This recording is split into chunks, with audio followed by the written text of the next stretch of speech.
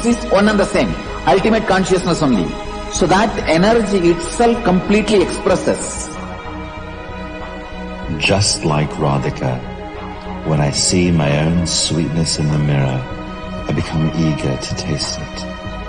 I find that the only way to relish this sweetness is through the constitution of Sri Radhika. Bhava Samadhi Darshan is a window to the infinite expanse of consciousness, allowing us to glimpse the formless in a way that we can understand. It cleanses the karmas of lifetimes. It awakens our biomemory to the space of Paramashiva, the ultimate consciousness, and creates a deep and lasting transformation in us.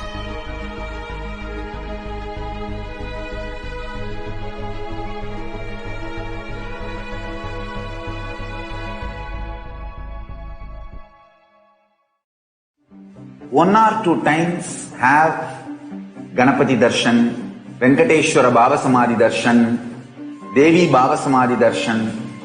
By third time, fourth time you will see every prayer you are asking those beings, Ganapati or Venkateshwara or Subramanya or ParaShakti.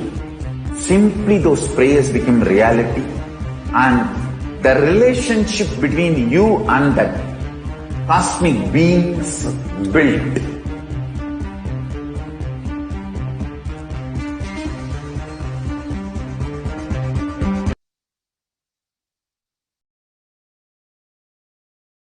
Nithyanandam Paramasukadam Kevalam Jnanam Kritam Dvandvadhitam Gagana Sadrisham Tattvamasya-adhilaksham Ekam Nityam Vimalamajalam Sarvadhi Sakshibhutam Bhavadhitam Trigunarahitam Sadgurum Tam Namah.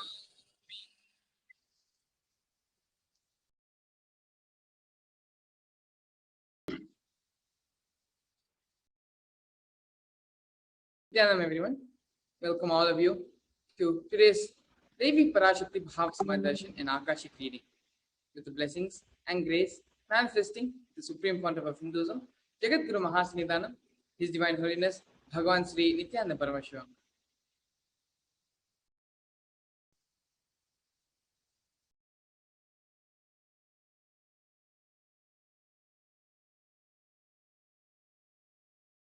In today's session, we're going to be covering the introduction of this program, followed by the demonstration into the extraordinary power of third eye.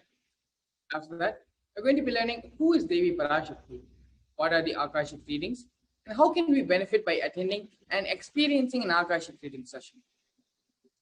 Then, we're going to be having the Darshan, Diksha, and the Akashic readings by Devi ParaShakti herself, manifesting through the NIJA Avatara of the Supreme Pontiff of Hinduism, Jagat Guru Mahasnidhanam, His Divine Holiness, Bhagavan Sri Nithyananda Paramashivamam, followed by the manifestation of the extraordinary power of third eye.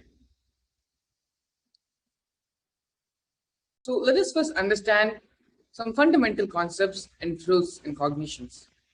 What is Samadhi? Samadhi means one with the source. Bhava means attitude or aspect. Bhava Samadhi means being one with the source through this aspect.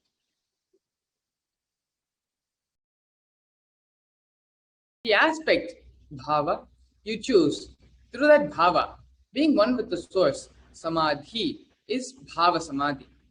Knowing this aspect is the ultimate, and being in oneness with that is what is bhava samadhi.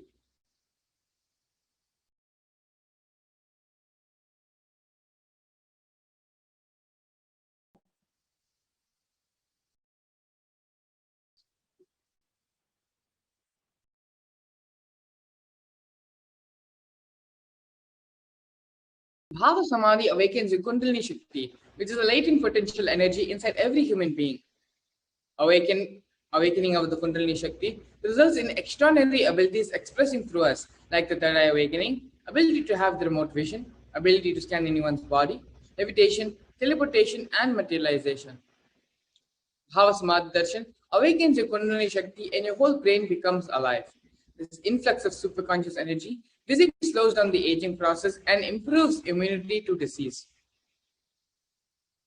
With increasing levels of coherence, the whole brain becomes alive, turning into a superconductor of conscious energies that heal, empower, and transform our lives.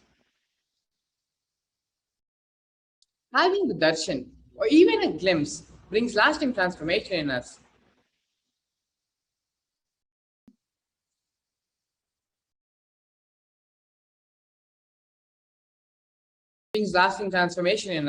Cleansing lifetimes of karmas and raising it to the next level of superconscious breakthrough, like hitting the reset button on your being.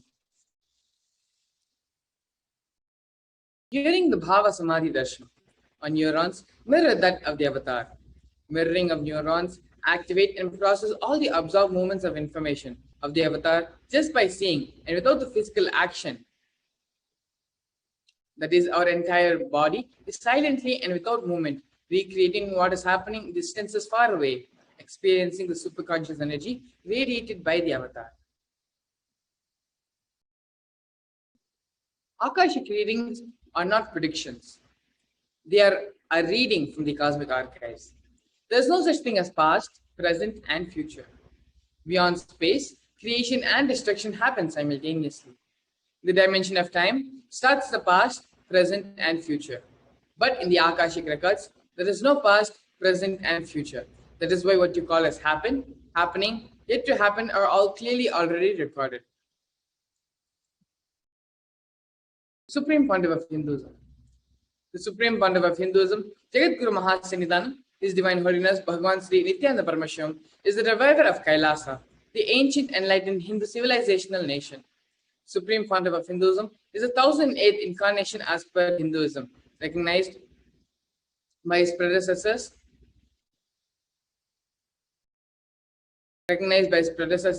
who are enlightened masters and adepts. Supreme Pontiff of Hinduism has made the science of power manifestation, yoga, and temple-based universities a lifestyle for humanity. Supreme Pontiff of Hinduism has been ordained as the 233rd Guru Mahasannidhanam of Kanchi Kailasa Sarvanya Peetham, the Tonne Mandaladinam, and is the incumbent emperor of Suryavamshi Surangi Samrajyam. He is also the present 293rd Jagat Guru Mahasannidhanam of Kailasa Shamla Peetha Sarvanya Peetham, and the present Mahamandaleshwar, Supreme Spiritual Head of the Mahanirvani Akhada, which is the largest apex monastic order. The Supreme Pontiff of Hinduism is also the 1008th Acharya Mahamandaleshwar, the head for all spiritual leaders of the Atal Akhada, which is the ancient apex body of Hinduism, and the present 23rd Guru Mahasannidhanam of the Dharma Mukti Swarga Pramadinam, and is the elected as the Supreme Pontiff of Hinduism by a congregation of over 1,000 Hindu leaders or pontiffs. Revered as the teacher of Hinduism, most prolific, most viewed and read, authored 300 books and 10,000 articles in 3 different languages, English, Tamil, and Sanskrit, translated into 50 languages with over 1,000 titles. Over 20 million copies of books and articles have been sold, read, and downloaded. Over 10,000 hours of discourses, and reached and enriched over 1 billion lives digitally. A respected commentator of all the sacred scriptures such as Upanishads, Bhagavad Gita, Shiva Sutras, Yoga Sutras, Brahma Sutras, Ashtavakra Gita, Jain Sutras, and so on. Honored as leader of Hinduism, the most awarded, internationally recognized Hindu leader, the reviver of 108 ancient Hindu sampradayas, including the Rudrakanyas, Rudras, Rishis and Rishikas, Bhairavas and Bhairavis, and Sannyasis. Establisher of the largest Hindu university, Kailasa Nithyananda Hindu University, the world with satellite campuses in 150 countries. Establisher of 1,000 Kailasa enlightenment ecosystems. Founder and reviver of over 100 Sarvanya Peethas. Collector of the largest Hindu library with over 1 million books, 1 million palm-leaf scriptures, and over 20 million digital books. With this, we're going to be entering to the next segment of today's program, which is the manifestation of the extraordinary powers and Shaktis. The Bala Sons, Nithyananda Yogis, the initiated disciples of the Supreme Pontiff of Hinduism, will now be demonstrating the powers of third eye and sharing with all the experiences and results of the extraordinary manifestation of the divine powers awakened in us through the initiation. Diksha. In today's Bhava Samadhi Darshan, all of us will be receiving the initiation into the third eye awakening and various other powers of the blessings and grace of the Supreme Pontiff of Hinduism. We'll be manifesting the following powers of third eye, seeing with the eyes blindfolded.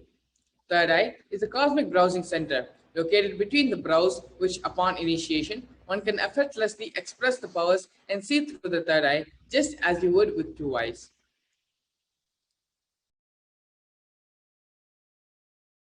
What are Shaktis? Shaktis are described in the Vedas and Agamas as the system, a method, and science for human beings to explore the various possibilities and powers and have access to various states of consciousness. Shaktis manifest from the fundamental cognition that you are divine, you need to manifest divine, and not you are man, you need to reach the divine. Here, the foundation is that you are already Paramashiva. Your unmanifest recognizes that you are Paramashiva even if you have not yet manifested it. Understand? That is why what Paramashiva is revealing through this body, through this system, through this methodology. Any samyama you do on powerful cognitions, you manifest only Shaktis, powers, not Siddhis. These are the direct words of the Supreme Pontiff of Hinduism on the power manifestation and the source of power manifestation. So here you have some of the differences between Shaktis and Siddhis. Shaktis fundamentally express from the space of enlightenment, and they are a side effect of feeling connection with the divine and a result of high integrity with the Guru. Shaktis are the source of enlightenment, whereas Siddhis are powers that manifest on the path of enlightenment.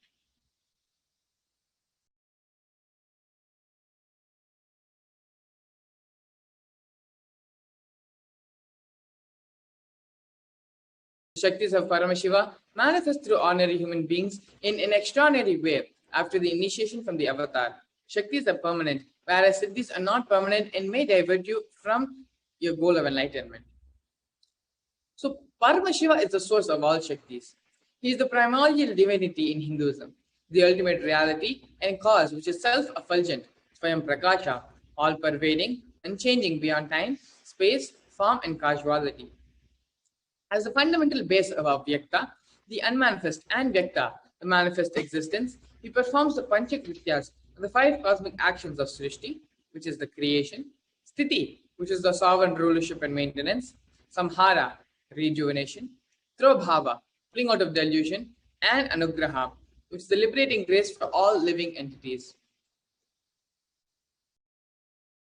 The Supreme Pontiff of Hinduism, Jagat Guru Mahasannidhanam, His Divine Holiness, Bhagavan Sri Nithyananda Paramashivam, is the avatar of Paramashiva, the 1008th living incarnation and representative of Paramashiva, and is also the reviver of Kailasa, which is the ancient enlightened Hindu civilizational nation, the great cosmic borderless Hindu nation.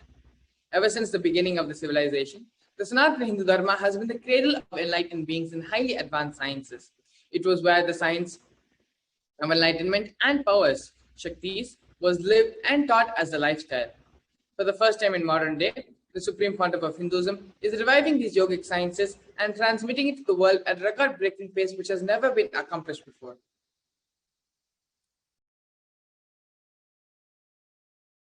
The knowledge and science of manifesting these Shaktis are passed down from one generation to the next through Diksha, which is the initiation by the enlightened Gurus.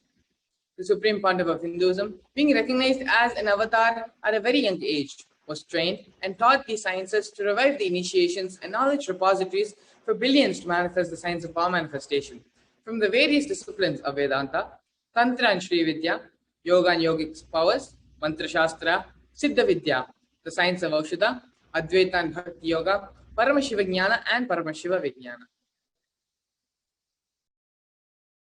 So how do we awaken the divine Shakti in us? Every ultimate truth, Jnana, mapped into your consciousness, Prajna, manifests as the possibility of and power of every single being, otherwise known as Prajnana. Here we have a beautiful video upon the science of initiation and Diksha. The traditional Vedic book Navaratneshwara states, Sarvasamapi dikshanam muktihi phalamakhanditam avirodhat bhavanti eva prasangyastu bhuktayah. The main benefit of all initiations is moksha, enlightenment. As a side effect, health, wealth, leadership and well-being happen. And in Rudrayamala Tantra, Shiva says, Devi Diksha Vihinasya Na Siddhihi Na Cha Sadgatihi Tasmat Sarva Prayatnena Guruna Dikshito Bhavet. The one who is not initiated does not attain liberation nor a better future. So by all efforts, one should get initiated by Guru. What is the science of initiation? Neuroscience has proved that the process of initiation floods the brain with energy. This is the superconscious energy of Kundalini, our own highest inner potential energy. As the Kundalini flows from the thalamus to the cortex, it sets up a powerful energy loop within the brain, which awakens the latent non-mechanical parts which we have never used before. With increasing levels of coherence, the whole brain comes alive, turning into a superconductor of conscious energies that heal, empower, transform our lives, bliss and fulfillment. Initiation creates high awareness, Visualization, creativity. It also slows the aging process and improves the immune system. Kundalini awakening, healing experience, levitation, teleportation, materialization. Experience the power of initiation through a range of exclusive programs conducted at the ashram. Nithyananda Dhyanapitham, Nithyananda Nagar, Birdi, Bengaluru.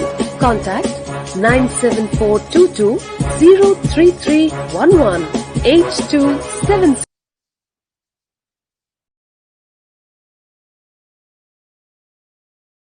Yes, beautifully. Through this video, the benefits and the science of Diksha and initiation has been explained. So the science of power manifestation is authenticated through 4 aspects of evidences, otherwise known as pramanas. The first is the Shastra Pramana, which is the eternal, unchangeable truth revealed in the source scriptures of Hinduism. The next is the Atma Pramana, which is the experience and results of Aptas or authorities of Hinduism, such as the Vedic rishis and scientists who have time tested and verified the science. After that is the Atma Pramana, which is the personal account, the personal experience of power manifestation of the Supreme Pontiff of Hinduism, Bhagavan Sri Nithyananda Paramashivamam, this millennium's avatar. And then we have the Pratyaksha Pramana, which is the empirical evidence from observation and scientific experimentation. Vedas are the ultimate superior authority for Hindus. Vedas are the pure science where the ultimate truths are explained. Agamas are the scriptures where the applied technology, the applied science is expanded upon. Vedas and Agamas, Vedagamas are given the status of Shruti.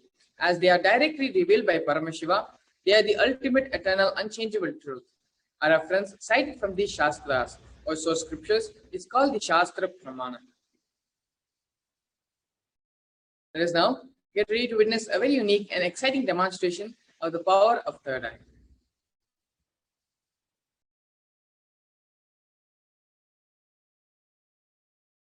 Here we have the Shastra Pramana, the scriptural reference to manifest the power of third eye.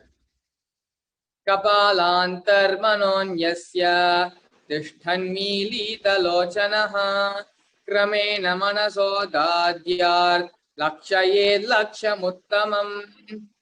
By fixing the mind on the inner space within the crown center and sitting stably without any movement, having the eyes closed in succession, by that stability of the mind and inner space through the power of third eye, one directly sees the ultimate goal, Lakshyam, by having the vision beyond the sight that reveals any object or place, attaining the space of oneness with the source, Paramashiva.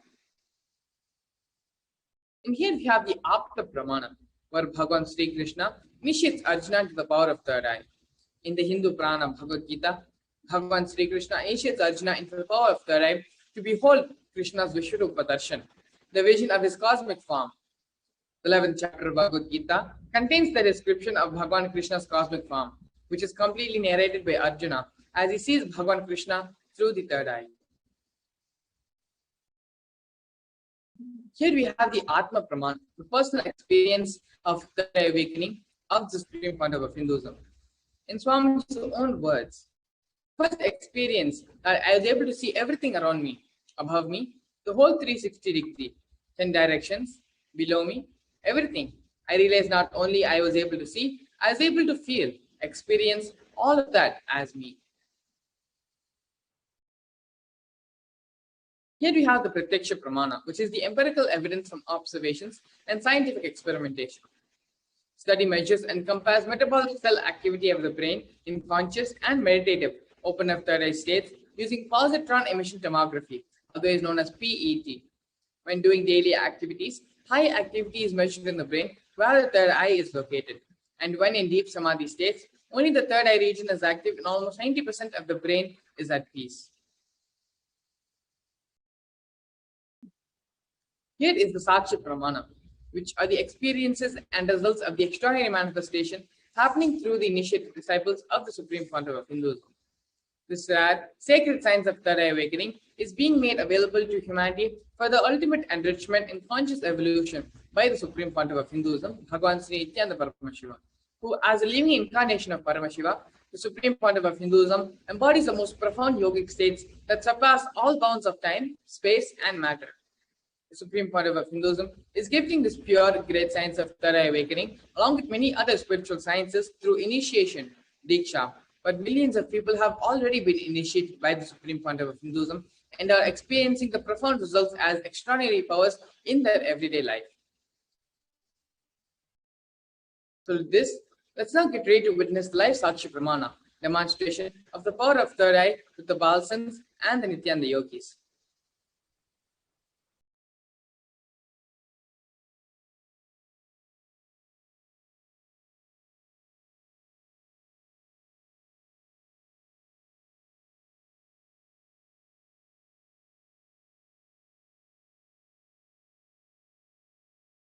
So along with myself here today, we also have Nitish Shivshankarananda Maharaj, and we also have with us joining Nitish Aya. Yes, thank you both for coming today and being a part of the power manifestation session. Thank you so much for joining, Aya. So, yes, Aya. So Shivshankara Maharaj, power manifestation, has been on and is an extraordinary power manifester. Nitish, why don't you go ahead and give a very brief introduction about yourself for all our viewers who are joining us here today? Sure, Nithyananda and everyone watching. So my name is Nitish and I'm from Toronto. I connected with Swamiji in 2018, and from there it's like Swamiji is taking care of me and he's guiding me in every dimension. I'm really excited for today's power demonstration, and it's my first time coming here on NTV Live. Yes, thank you so much, Nitish Ji, for coming and joining us here today for today's segment. Shivshankara Maharaj, you can go ahead and show everyone the mindfold which you're going to be blindfolded with, and explain to them how the mindfold works. Yes, thank you, Maharaj, for having today me in the first segment of Manifesting Shaktis of PARASHAKTI. As you can see, this is a mindfold which I'll be wearing. So this is the mindfold which is going to be the tested with the ophthalmologist, where it is medically proven there will be no visibility of light which is being seen. In the front you can see is a thick acrylic sheet. The behind of the mindfold is the foam, where the sponge is there, and the comfortability of your eyes where you put in the two holes. And here the adjustable strap where you can adjust it accordingly, tighten it up or loosen it. So this is a mindfold which I'm going to be wearing upon, and whatever is getting projected, either the participant is going to show something or the YouTube live comments from the which is going to get projected. Anything which can be seen by the normal two eyes, I'll be doing it, just be reading through my third eye, and the steps for doing it is connecting myself in the space of oneness with Swamiji, By chanting the Mahavakya, Om Nithyananda Paramashivam, invoking Swamiji's presence and then manifesting this power. Yes, Shivashankar Maharaj, you can go ahead and ask the volunteer to tie the I-band on you. And as the I-band is being tied for Shivashankar Maharaj, Nitish ji, actually you can go around your house and try to get a few items which we can then show Shivashankar Maharaj. And through the power of third eye, after connecting with Swamiji in the space of oneness, he will identify whatever objects and identify the shape, colors, and tell whatever objects you're holding. So maybe you can go ahead and maybe grab a couple of books or some articles or something around in your house and bring them and show it to Shivashankar Maharaj. Yes. So while we're waiting for Ayya to bring the articles, here you can see Shivashankar Maharaj has been blindfolded tightly and is connecting to Swamiji, getting into the space of oneness. Remembering Swamiji in his inner space, connecting with him, and understanding that he is the source of everything. The energy of Paramashiva residing in the supreme founder of Hinduism, residing in Swamiji, and residing in ourselves. Both are one and the same. And with that powerful cognition, connecting and manifesting the same space of oneness.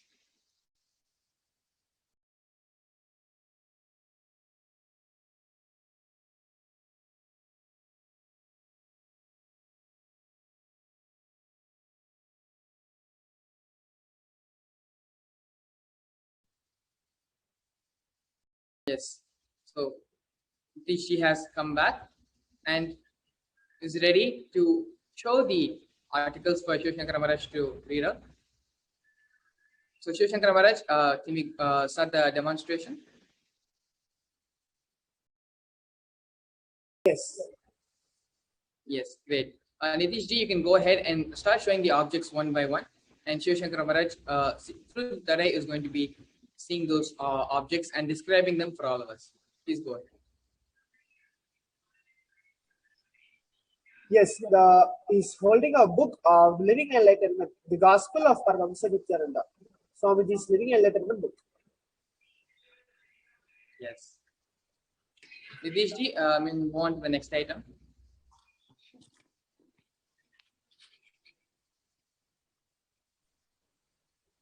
He's holding a picture or a frame of Paramashiva with 25 faces and 75 hands, and Swamiji sitting below it.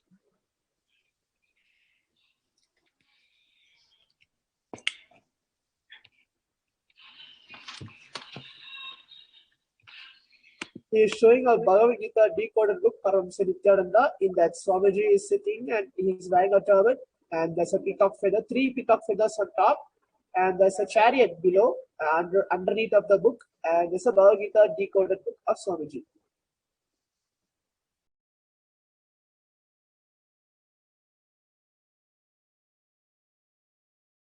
That's all the item I have, Maharaj, for now.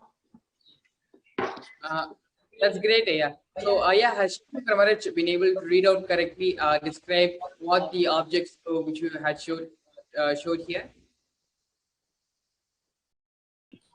Yes, definitely. Maharaj has definitely been exceeded the expectations here, and everything, it was to the point, every description. Yeah, I really enjoyed it, and thank you. I feel grateful for the grace of Maharaj and Bhagwan just to be here in this space and witnessing this extraordinary Shaktis. So all those who are going to be here attending, please don't miss. One message I would like to give is after the darshan, please don't miss attending the power manifestation sessions. So if you're attending that, you will be able to manifest just like this. Yes, yeah, that's so great. Ayya, could you also just confirm for all our audiences and everyone else who's watching today's segment is that we didn't even that there has been no preparation for this, and we just joined and came together for today's call, and we just had the power manifestation. Prior to this, we didn't discuss we didn't have any prior preparation for the session. Yes, definitely. It was completely spontaneous, and there was no meeting or anything that was set up before this. So yeah, I can definitely stand up for this authenticity. Yes, thank you so much, Ria. So Shivshankar Maharaj, you can actually go ahead and remove your IBAN.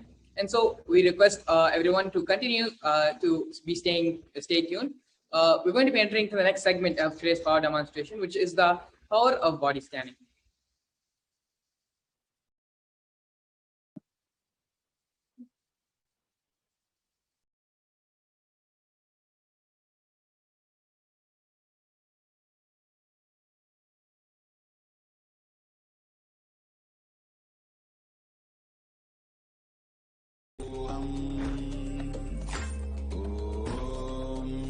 Nithyananda Paramashivam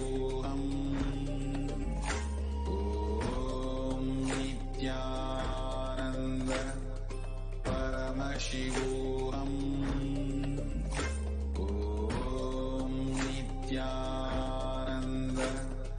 Paramashivam.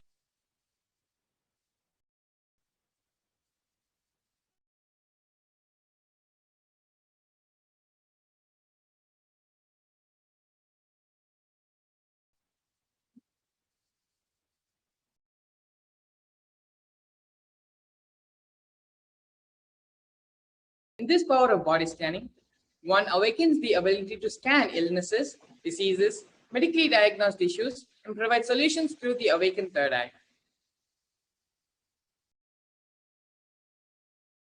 Here we have the Shastra Pramana, the scriptural reference to manifest the power of remote vision. Swadehe jagato vapi sukshma sukshmatarani cha tattvani yani nilayam dhyatmante vyajjarat para.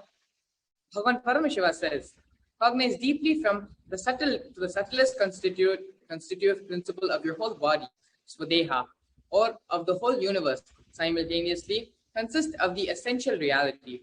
They are being absorbed in the source cause, Paramashiva. By the experience of such restful awareness, one becomes complete from all thoughts, and the ultimate universal divine power, Paradevi, Adi-Shakti, is revealed, and the supreme power manifestation happens. Here we have the Apta Pramana, which is the reference of the power of remote vision. In the Hindu Purana of Mahabharata, the whole war, sacred scripture Bhagavad Gita, is narrated to blind King Dhritarashtra by his trusted charioteer Sanjaya. Sanjaya is initiated into third eye power of Duradrishti, which is the remote vision, and Duradshishti, the power of hearing from remote distances. It is through Sanjaya's narration that humanity has received the sacred scripture of Bhagavad Gita. And here we have the Apta Pramana, or the reference of the power of body scanning from the life of a Siddha. Tarayar was a Siddha and one of the prominent disciples of Agastya. One day, a man was suffering from a very severe headache and comes to Agastya for healing. Agastya uses the power of body scanning and identifies the root cause of the headache. He reveals that there is a small tarai, a type of frog, sitting in the person's brain. Agastya immediately instructs Tarayar, his disciple, to perform an open head surgery and remove the frog. After the surgery was completed, the person was cured and healed of his headache, thus attaining the name Tarayar. Here we have the Atma Pramana, where the Supreme Pontiff of Hinduism, Bhagavan Sri Nithyananda Paramashivam, has time-tested and authenticated the science in his own life.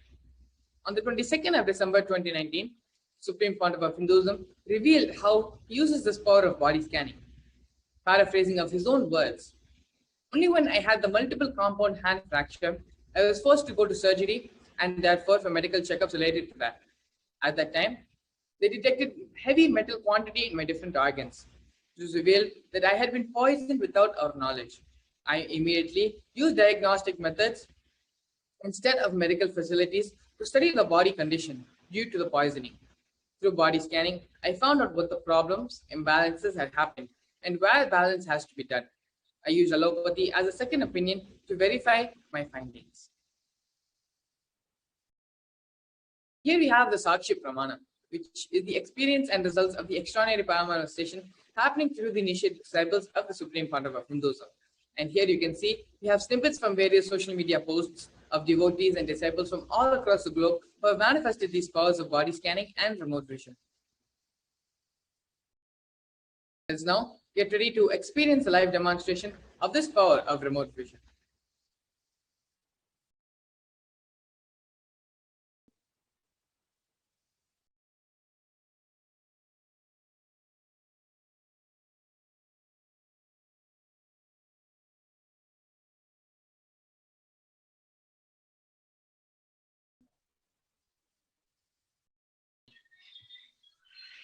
Yes. So we're back now again with Shiv Shankara Maharaj and with Nitish ji. So before we enter into the body scanning directly, Nitish, I would like you to confirm a few things with our audience and with the rest of our viewers. Whether we know any of your medical background or medical history, and is this something which we had previously, prior to today's power manifestation demonstration, have discussed before? No, so I can definitely confirm this. Like, I haven't shared any of my medical history, and this is the very first time that we are connecting on this, not only demo, but first time really connecting together for the body scanning. Yes, that's great. So Shiv Shankara Maharaj is now going to be through the third eye, is going to be manifesting the power of body scanning on Nitish ji. So Shiv Shankara Maharaj, you can go ahead and start manifesting this power of third eye.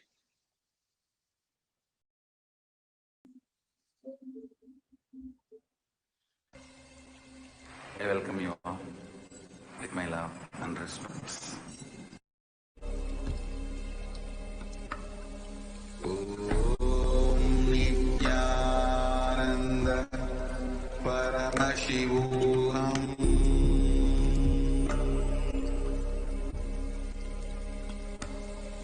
Om Nithyananda PARAMASHIVAM.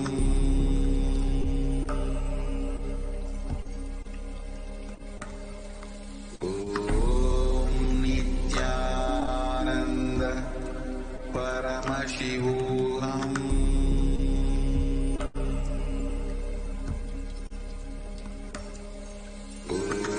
Om Nithyananda PARAMASHIVAM. Om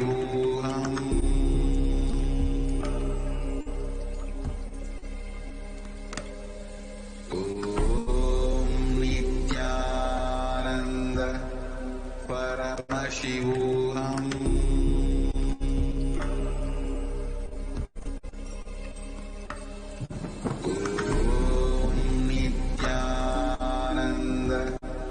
PARAMASHIVAM. PARAMASHIVAM.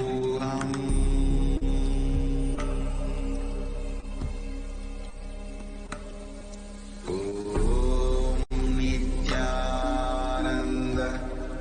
PARAMASHIVAM. Om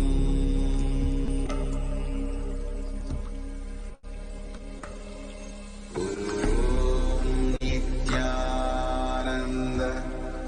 PARAMASHIVAM.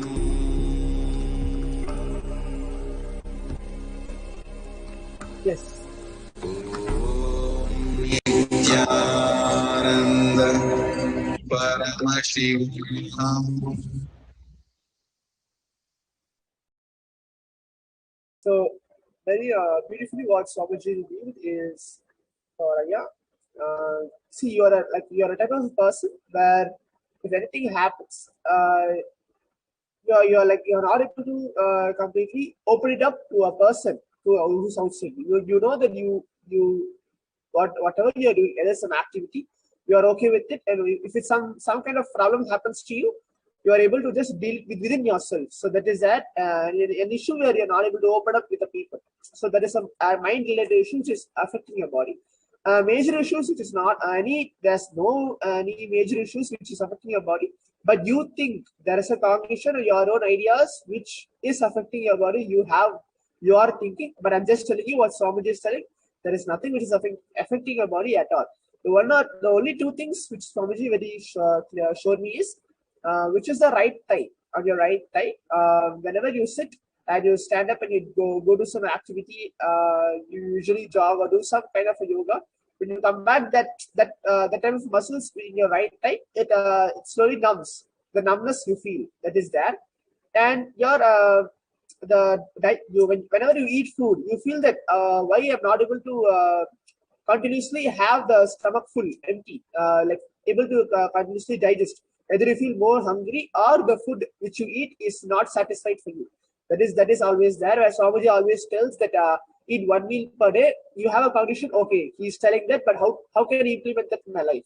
So that is there. That is there in you. I will see that the digestion part. And the last thing is towards your neck. I'm just telling you, don't strain your neck, because whenever you bend yourself and whenever you have a conversation and speak to people towards your neck region, you're going to see that kind of simple strain which is there, that will get automatically healed. And for this, very clearly, Swamiji tells that now I just did the body scan. So when the body scanning happened, not alone I diagnose an issue or tell an issue to you and tell that you have this issue. Also, the healing starts. So when Swamiji's third eye falls on a particular person, the healing also happens, because Swamiji's third eye is very powerful to make a person completely healed from all kinds of diseases. So solution for this is the first thing. Try to wake up as early as in the morning is possible. Try to wake up as early in the morning, maybe 4 to 5 in your own your region time. Wake up at that point of time and try to do some activity. It can be yoga, it can be any kind of physical activity. Try to do that. And in the evening, before falling asleep, try to just 1 hour before you fall asleep, try to just see Swamiji, any kind of Swamiji's videos, satsang or Swamiji's darshan. Just see that and immediately fall asleep. Don't do any other activity. See Swamiji and fall asleep in the morning. Wake up and do some kind of physical activity. Do these both. You'll see the complete healing happens to you, and the rejuvenation which needs to takes place in your body, and all the toxins which needs to be cleared will be completely cleared. You will see that within 24 hours again. So these are the body scan, and this is the revelation which Swamiji very beautifully shared to me and mentioned to you.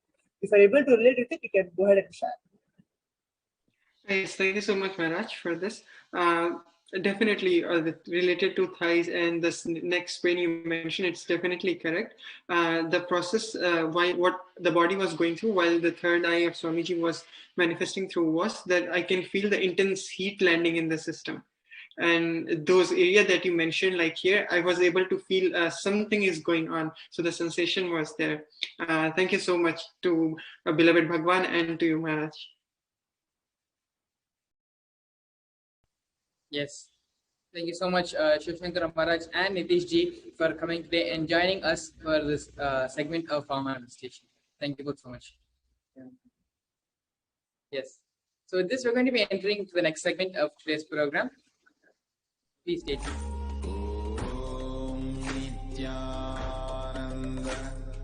PARAMASHIVAM Om Nithyananda PARAMASHIVAM Om Nithyananda PARAMASHIVAM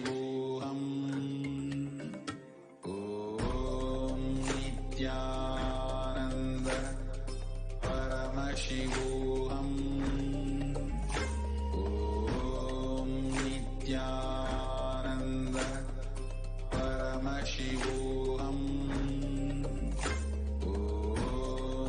Nithyananda PARAMASHIVAM Om Nithyananda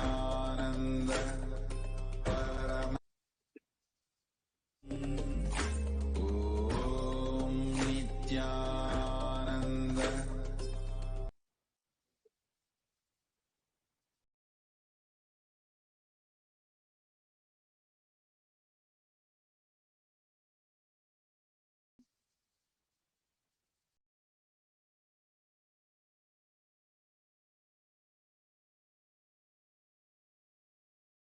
The Akashic records.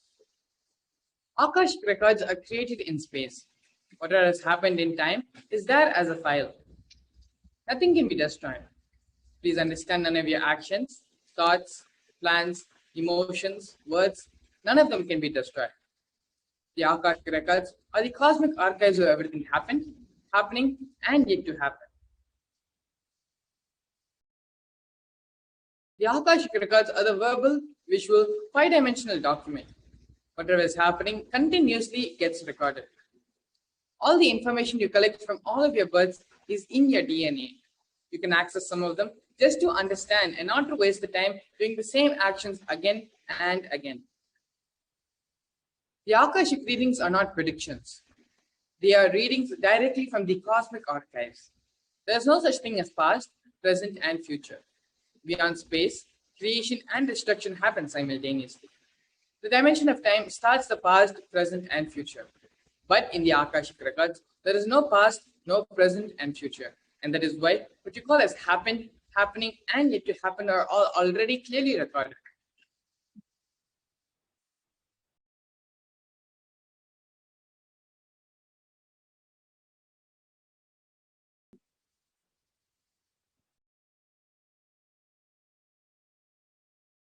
In Swamiji's own words, nobody has the right to comment on these readings. Nobody has the right to manipulate these readings. Nobody has the right to interpret, comment these readings. They are complete unto themselves. For anybody to live in tune with the cosmos, the Jivan Mukti, living enlightenment, they do not need any special practice other than listening to these great readings again and again. When you listen to these great readings, naturally, the negative logic is penetrated, broken, and these great truths settle in your inner space, and they make you live enlightenment.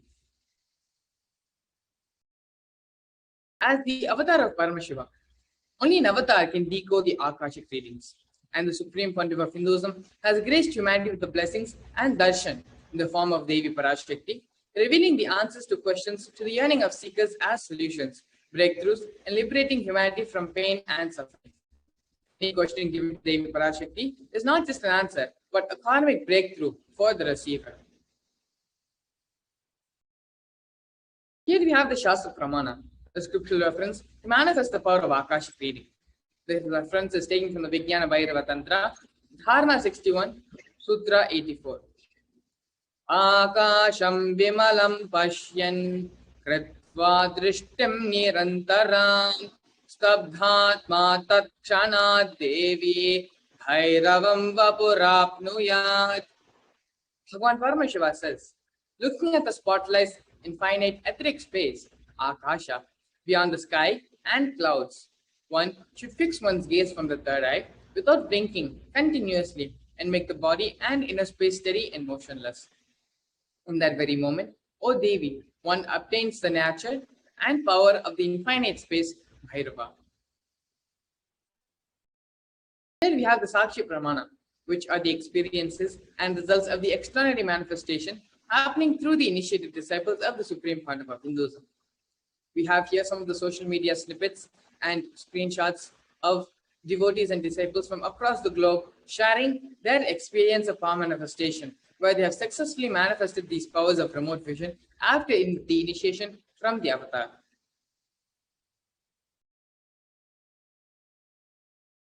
Now, let's get into the Apta Pramana, which is the reference of the powers of Akashic reading from authorities on Hinduism.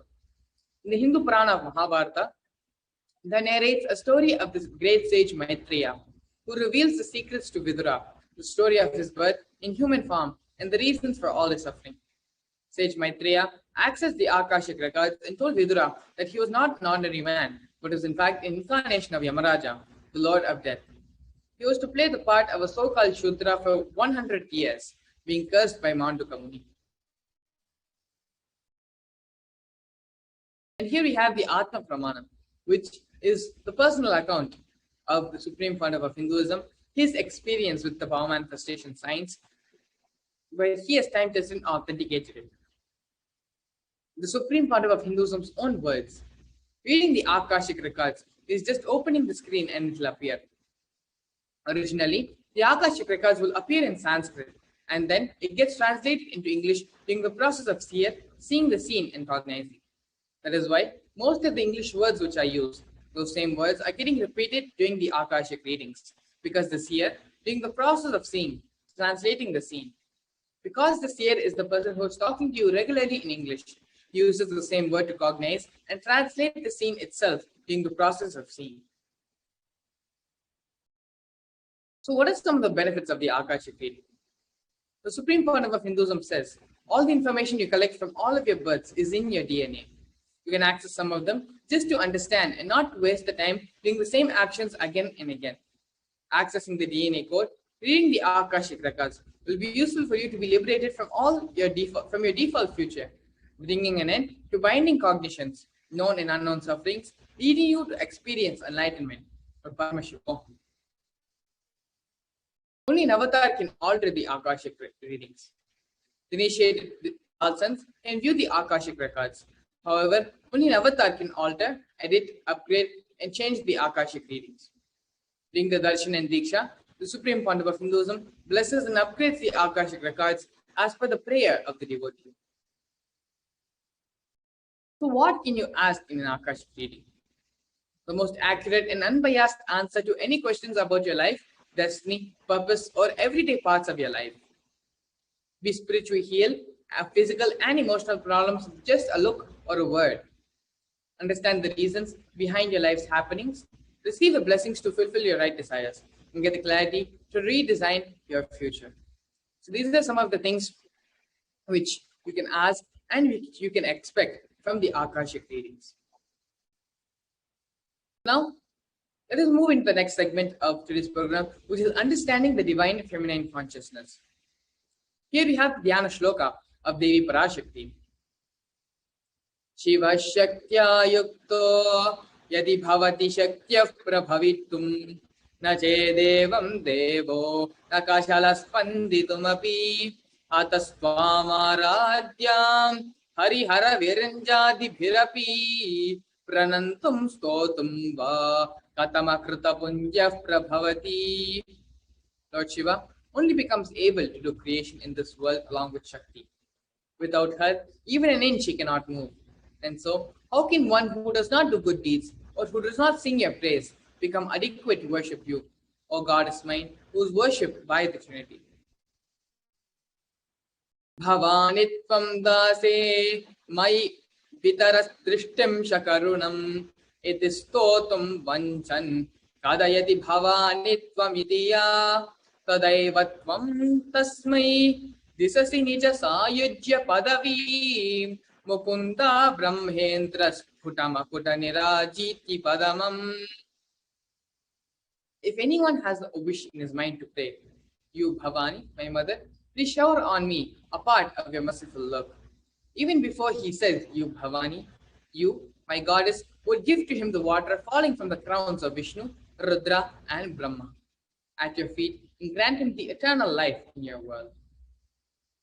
Devi PARASHAKTI, the ultimate pure feminine consciousness. All great things can start only with mother. Bhuvaneshwari is the cosmic mother, her cosmic womb from which billions and billions of universes come in and go out. The source where the Big Bang and black holes go on. Devi PARASHAKTI is the source of all of us. We all came from PARASHAKTI. We stay in PARASHAKTI and we go back to PARASHAKTI. We are all literally waves in the ocean called PARASHAKTI.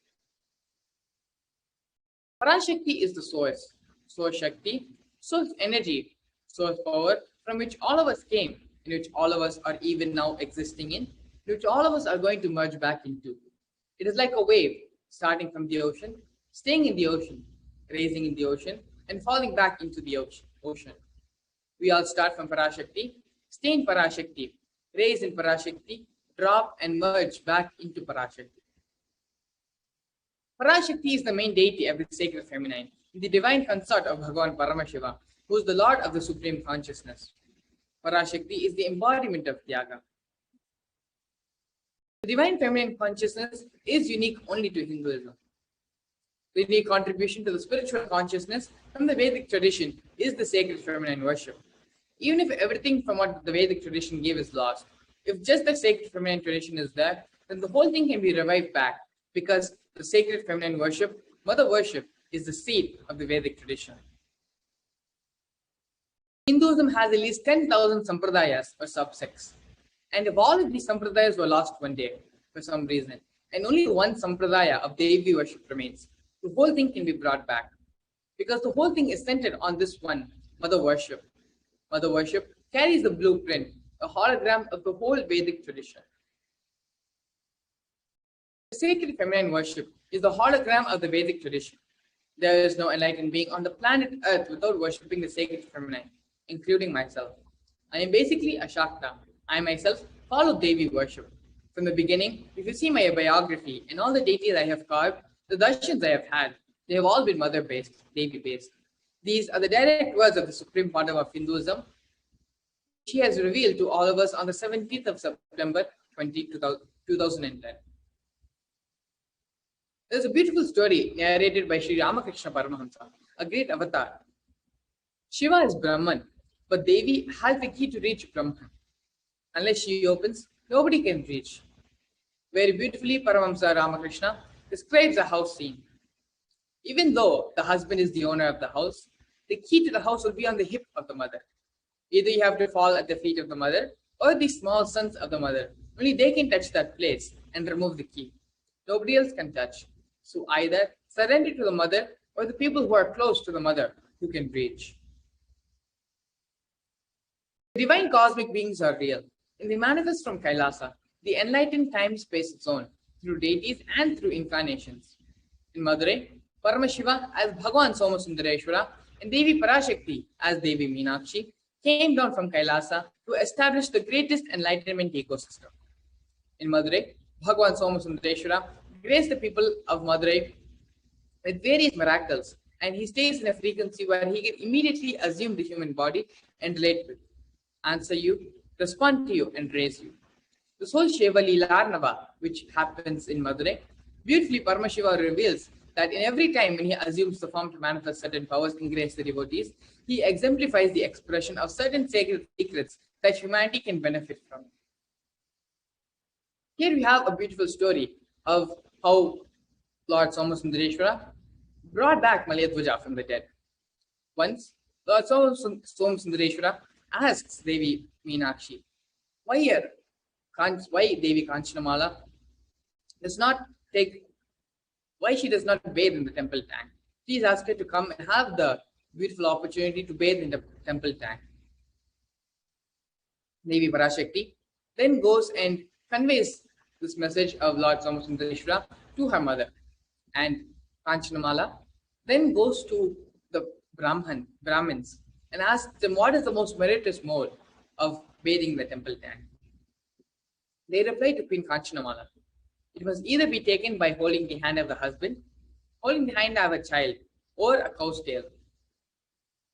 On hearing this, she becomes greatly affected and upset, as she neither has her husband nor her child. Devi Meenakshi reported this back to Lord Somasundareshwara, and out of her sheer love and compassion for his devotees, brings back Malayadvaja Pandya from the paradise of Indra, from the Indraloka. And on hearing his arrival, Lord Devi Kanchanamala dresses up and adorns herself with the jewels and all the sacred ornaments, and both of them together, holding hands, bathe in the temple tank, after which Lord Somasundareshwara takes them and gives them both Shivaloka. And a heavenly chariot appears in which both husband and wife were carried into the worlds and the paradise of Indra, into the abode of Shivaloka. This is during the advent of Lord Somasundareshwara and Devi Meenakshi as they assumed and lived on the planet Earth. After they were no more in the physical body, they lived as the energy and expressed through their devotees. This story is taken from the life of Trinyana Sambandar. In Mylapore, there lived a merchant by the name Shivanesa. He was a staunch Shiva Bhakta. He had all the wealth in the world, but had no children. In answer to his sincere prayer, Lord Paramashiva blesses him with a female child. They named her Pavai. She was very beautiful.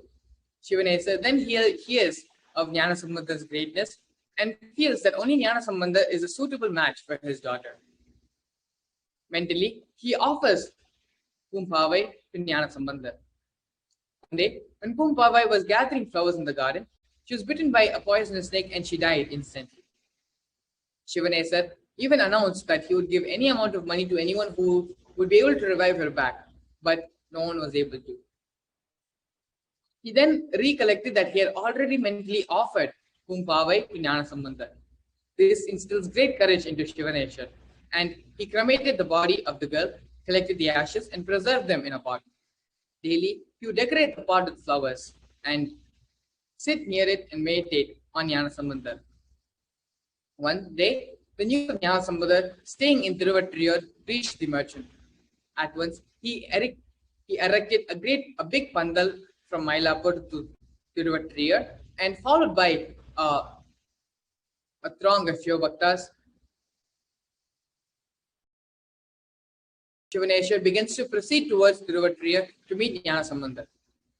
Meanwhile, Jnanasambandha was on his way coming towards Mylapore, and they both meet each other halfway. Jnanasambandha then hears about Shivanesar and his worship of the pot, which contains the ashes of his daughter. He decides to help Shivanesar and bring back the girl to life. As they reach Mylapore, they worship Lord Paramashiva and sing hymns as they come out of the temple. Jnanasambandha then asks Shivanesar to bring forth the pots of ash. Then Jnanasambandha, addressing the pot, Om Pumpavai, the very purpose of human birth in this world is to serve the Lord and his devotees, and to feast the eyes by seeing the festivals of Lord Shiva. This is to arise in the presence of all. Are you going away without seeing the festival? Jnanasambandha then begins singing a padigam to Lord Shiva, describing Pumpavai's tragedy. As soon as he finishes the first stanza, Pumpavai begins to get her form back. When he finished the 8 stanzas, she begins life instilled in her body, and she becomes a 12-year-old girl. When he finishes the 10th stanza, she comes out of the pot like how Mahalakshmi comes out of a lotus flower, and all were amazed at this miracle. Shivanesar and Pumpavai both worship Jnanasambandha.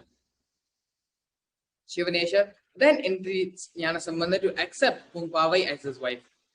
Jnanasambandha, however, explains that the original Pumpavai, whom Shivanesar had mentally offered to Jnanasambandha, was dead, and that the present girl had the relationship of a daughter to Jnanasambandha. Shivanesar then bows to the wishes of Jnanasambandha and builds an ashram for his daughter, where she spends her days in worship of the Lord and attaining Him.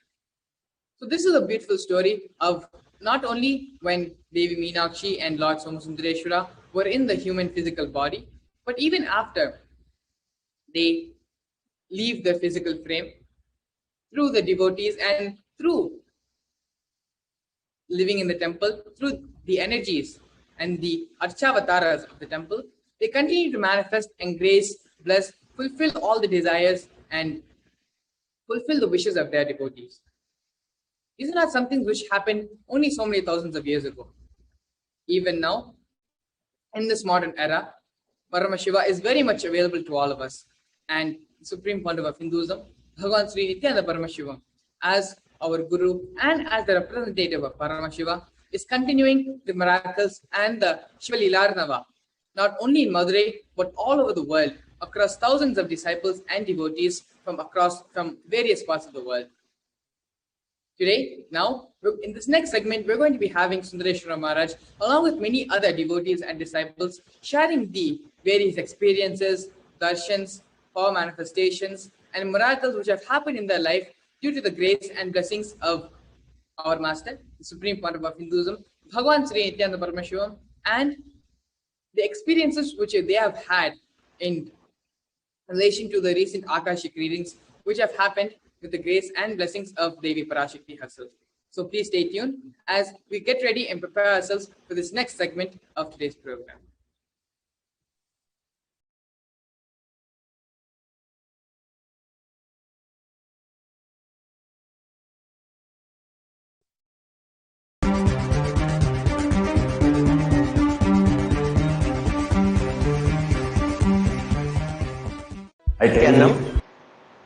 Thank you very much, Maharaj, for introducing and beautifully sharing the various different examples from the life of Paramashiva and from the life of Nayanmars, and how Paramashiva, as you said rightly, is constantly making himself available Every single moment he is there, guiding us, taking care of us in every moment.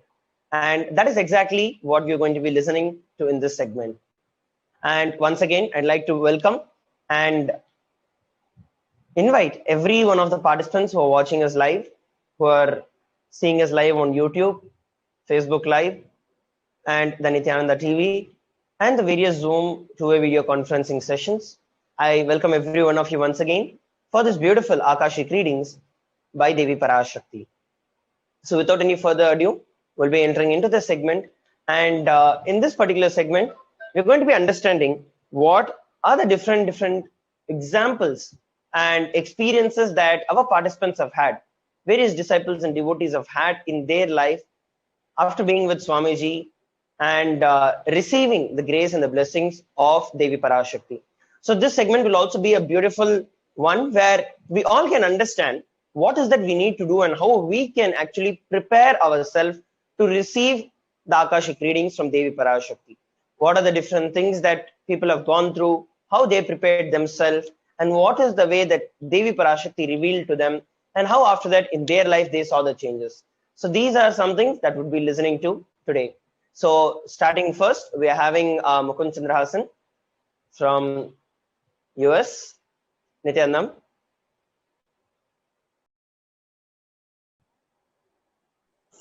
Nithyananda, how are you doing? Nithyananda. Yes, I'm doing great. So nice to see you after a long time. Nice to see you as well. So I'll be explaining more about the experience I've had during the ParaShakti Akashic reading. So I haven't been. Mukund, just before we start that, sorry to interrupt you. If you could give a little more background about yourself, like where you're from, what you've been doing, how long you've been with Swamiji, for all the viewers who are watching us live for the first time, so they all will be happy to hear about that. Okay, will do.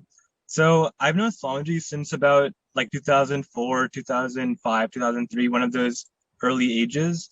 And my family has been a part of the Sangha for a very long time. I was a part of Gurukul during the early days.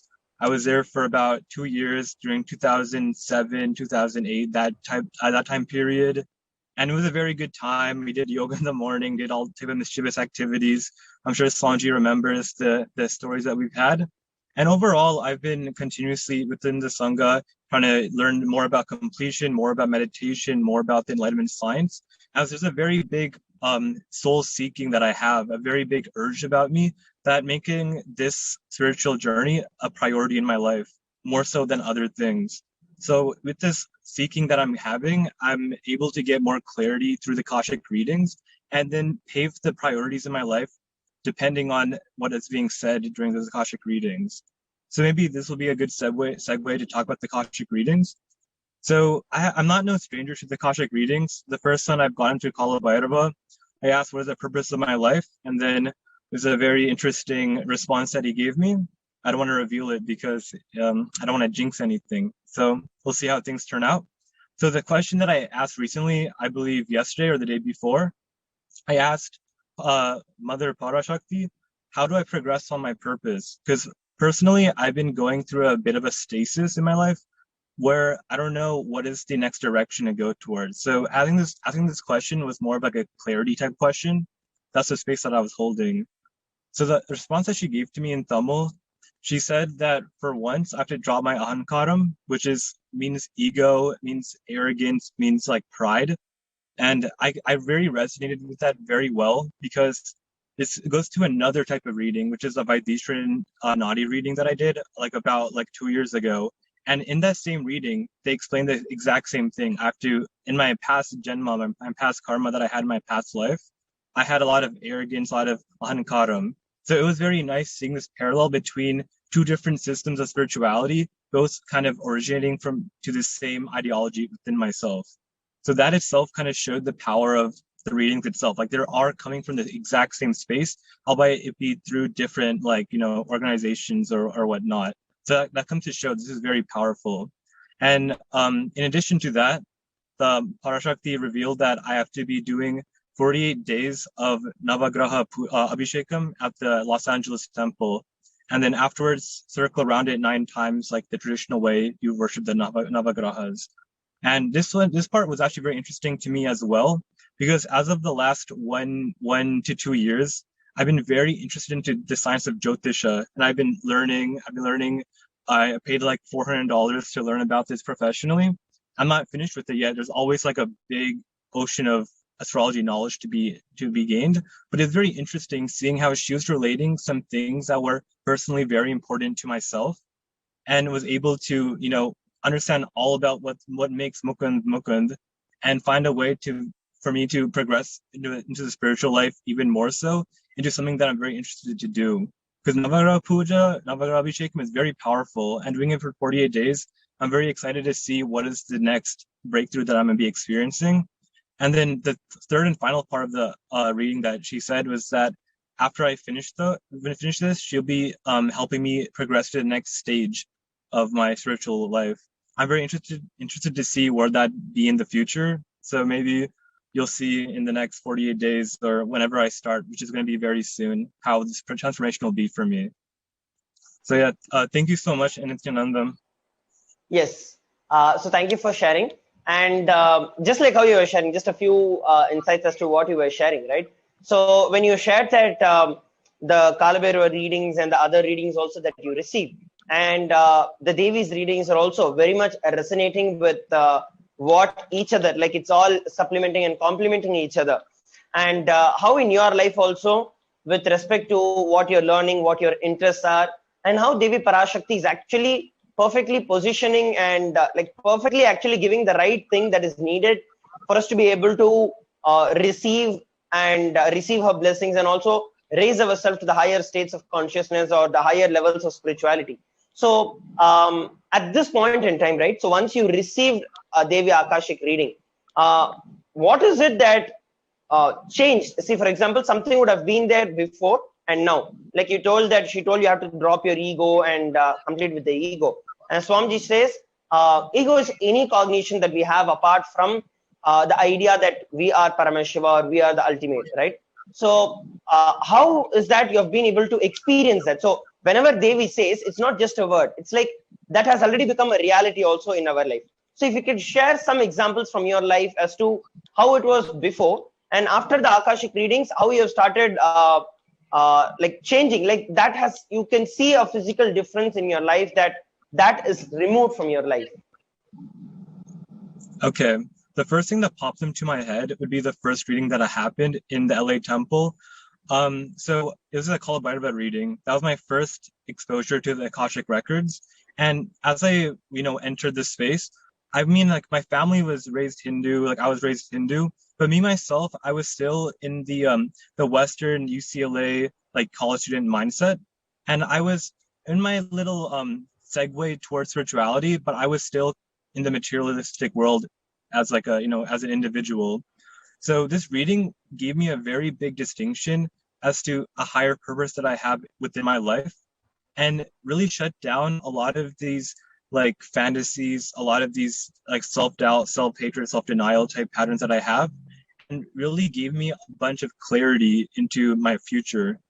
And like by asking the very powerful question, what is the purpose of my life? I request everybody to ask that question actually, because you yourself might not even know your purpose, and you might be going towards like some materialistic desire, like I want to be like a CEO of the World Bank, or I want to be this top chef at the restaurant. But the universe probably has more better plans than what you have, and they will give you something that you desire in a soul type level, where you like will have that inner quench, like the inner thirst will be quenched from that purpose. Yes. So, and also another thing, just like how you shared, right? So when you ask for the purpose of your life, actually that is the most powerful question that you could ask, because you literally know what you are supposed to be doing. Because all while we've been doing this, doing that, and we actually don't have an idea as to what we have to do. And Mukund, what is your age, by the way? I'm 22, just turned 22. Awesome. So knowing your purpose of life when you're 22 and actually progressing towards it, when you compare yourself with the people around you or the friends and or the age group of people around you, where especially at this time, that is when like people are trying to look at what is their career going to be, and then actually flow their life into it and direct their life into it. And you actually know there's a lot of confusion that is also involved in it, because you're not very sure. Your parents want you to do something, your friends want you to do something, your teachers want you to do something, your well-wishers want you to do something. So there are a lot of things that come in, and that's there. But how is that you feel that knowing the very purpose of your life, and how you're able to avoid all of those different things that come in, and how just by the blessings of Swamiji, so much of it is removed. If you can give the insight into that to all of our viewers, versus how a normal child of your age or a person of your age, what kind of confusion that you would be going through with respect to how you are living at this point in time, just by the blessings and the grace of Swamiji. So to begin with, you were saying how people my age, you know, this 18 to 22, even like 25, even like to 30 even, people have confusions about what they want to do. People my age are like partying, trying to go towards like materialistic pleasures, trying to become very rich, trying to be very successful. And although like that is like, you know, that desire, that karma has to be fulfilled that one type of way, if they don't have any exposure to spirituality. For me, like I have a big distinction between that. For example, like my parents, they still are like, they want me to be enlightened, obviously. They want me to progress on a spiritual path.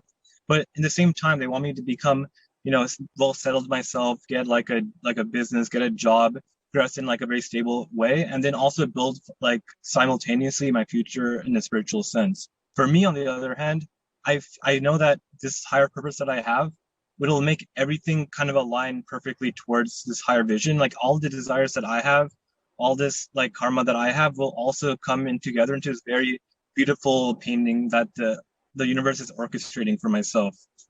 So I know that in the end of the day, if I surrender to Swamiji, surrender to Shiva, surrender to the divine, surrender to the universe, things will just go miraculously and in the way that should be done.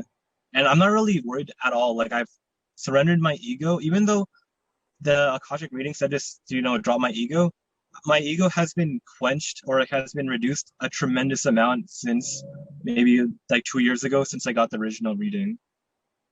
Okay, that's great. And anything that you would like to share with our participants or the viewers as such, as to how they can prepare themselves? Because out of so many people who actually come for and receive the Devi readings and the Akashic readings from Devi PARASHAKTHI, what do you think would be a very important ingredient that they can actually inculcate in them, or what they would need to hold so that they receive the answers of Devi PARASHAKTHI in their life?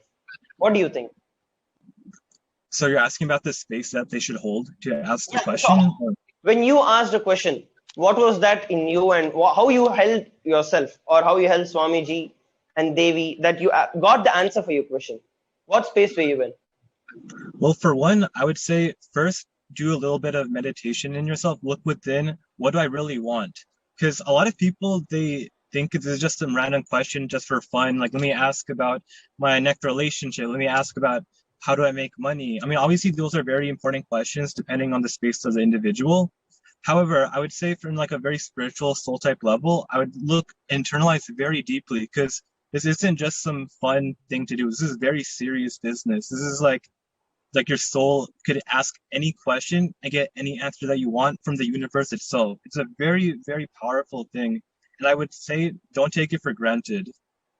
Yes, such a beautiful sharing from you. Thank you very much for sharing. And just like how you were sharing, the space that you hold, and especially don't take it for granted. When Devi PARASHAKTHI is there, she's there, alive, physically there. And one important point that you shared, right? It is based on which you take decisions of your life.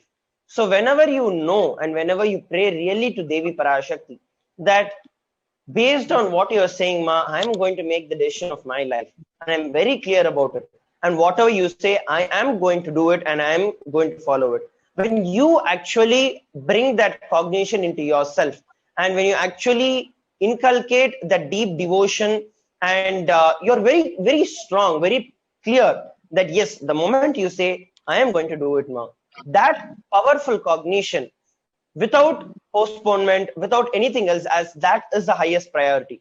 With that space, if you just sit with that feeling connection, with that sincerity, if you just sit, and as Mukund shared, the deep prayerful mood, a meditation, a deep prayerful mood that yes, whatever you say, I am going to do it.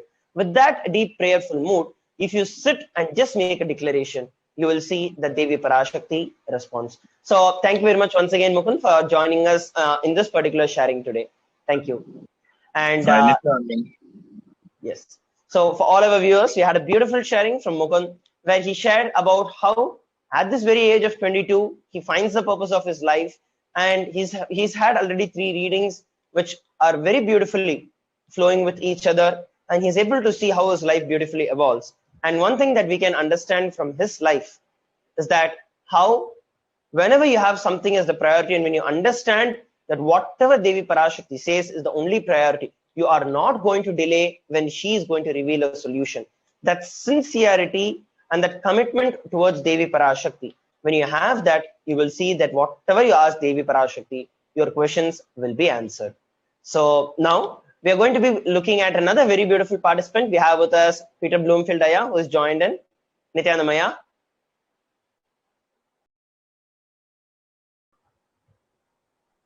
Nithyananda Maharaj, how are you? I'm doing good, Aya. How are you, Aya? So nice to have you here on the panel for sharing. And I'm also so excited to actually listen from you about your journey with Swamiji. And just for all of our viewers also, maybe you could give an introduction about you, what you were doing, how you got connected to Swamiji, and your experience with Swamiji. After that, we'll enter into the Devi readings itself. Okay, sounds great. So I met Swamiji in the physical in 2014. And for those who don't know me, I'm a physician in the US, and I had a very conventional college, medical school. I went to a very, elite medical school and a very, very conventional, strong residency program. But during my training, residency, I started to have kind of spiritual awakening and really Kundalini awakening, but I didn't know what that was or what to do with it. It just made life really interesting.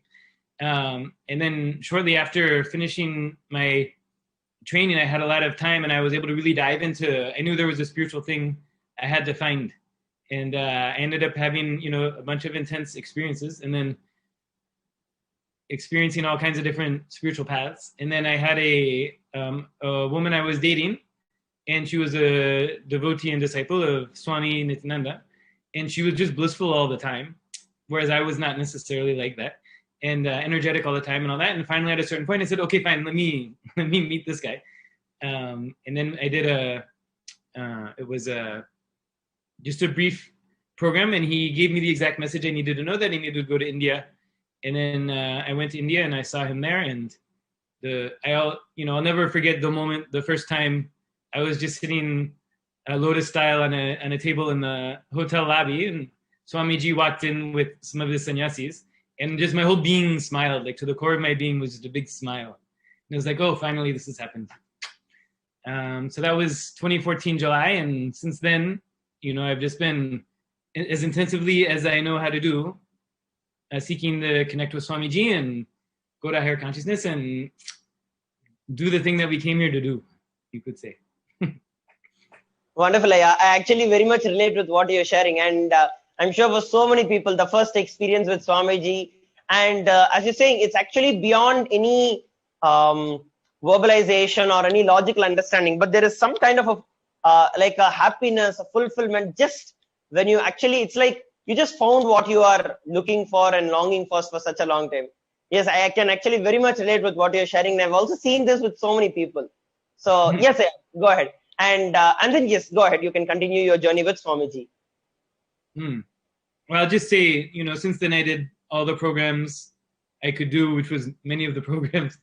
And then, still now I'm involved in the temple and all that. But sort of relating to the Devi darshans and the Arulvak, my kind of core questions are with this intense desire, this intense tejos, the burning desire to go to higher consciousness. How do I do that? How does that look for me? Am I to become, go wear orange and go to Adi Kailasa? Am I supposed to stay in California, Kapilaranya? Where does it go from here, right? And so I became a Yajaman, SJP Yajaman, and so I have just been expanding in every way. But I've always had the question, how do I get, what is the next thing, particularly at this time? Should I be here or should I be going somewhere else? And so I had a feeling inside like I knew, but that was the first question I asked. It was really what should I be doing? Where should I be living? Should I be trying to get to where you are now, or what should I be doing? And so basically the answer was stay where you are in California, but at some point soon I'll call you to Maha Kailasa. So you can't get much better answer than that. Awesome, yeah. And how was it that you felt at that point in time when actually Devi took your name?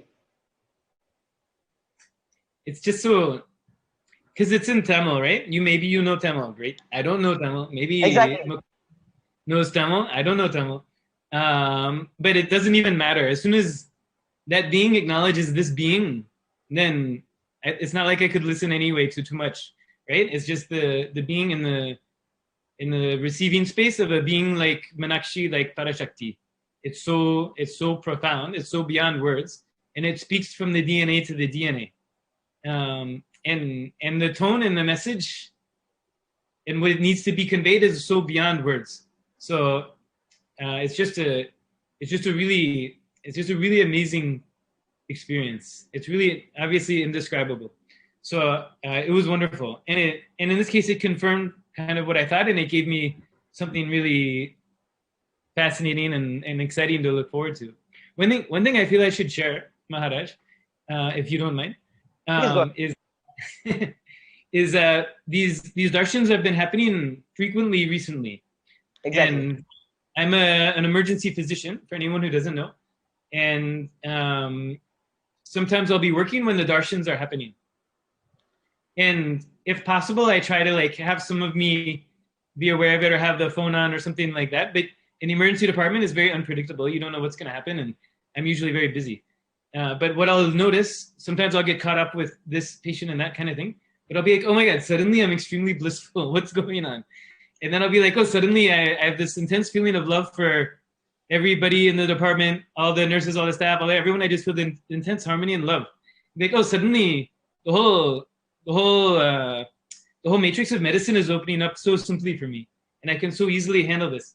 And then I'll be like, oh, now I'm in oneness. Now I would be like falling into Turiya space. And then I'll say, oh, Swamiji must have come on, right? The darshan must be happening now. And then I'll look and I'll find out, yeah, that's exactly when the darshan was happening. So even if I'm not on the Zoom, that energy is so strong, it affects all the beings that are connected with Swamiji. And that space of oneness opens up for all of us. And it always, from the time, and the shift is just amazing from that. Beautiful, yeah. Actually, there is such a powerful experience that you shared where it doesn't actually, what actually matters is your feeling connection with Devi Parashakti. So the moment you actually just get connected with Devi Parashakti, of course, it's her love, as Swamiji always says, it's his love that comes into us and reflects back as love towards him. And as it's Devi's love for us and our love towards Devi, that feeling connection, from what you're sharing, is the only thing that actually matters. So irrespective of what you're doing, where you're doing, what you are, who you are, whether you understand the language or not, which nationality you are, which background you are, none of it matters. Just like how even in the life of Vedan Kannappa, I'm sure that you would have listened to the story directly from Swamiji himself, where Kannappa Nayanar, where he had no clue about any of the puja, any of the how to do the pujas or the rituals and all of that. He just had that simple love towards Paramashiva.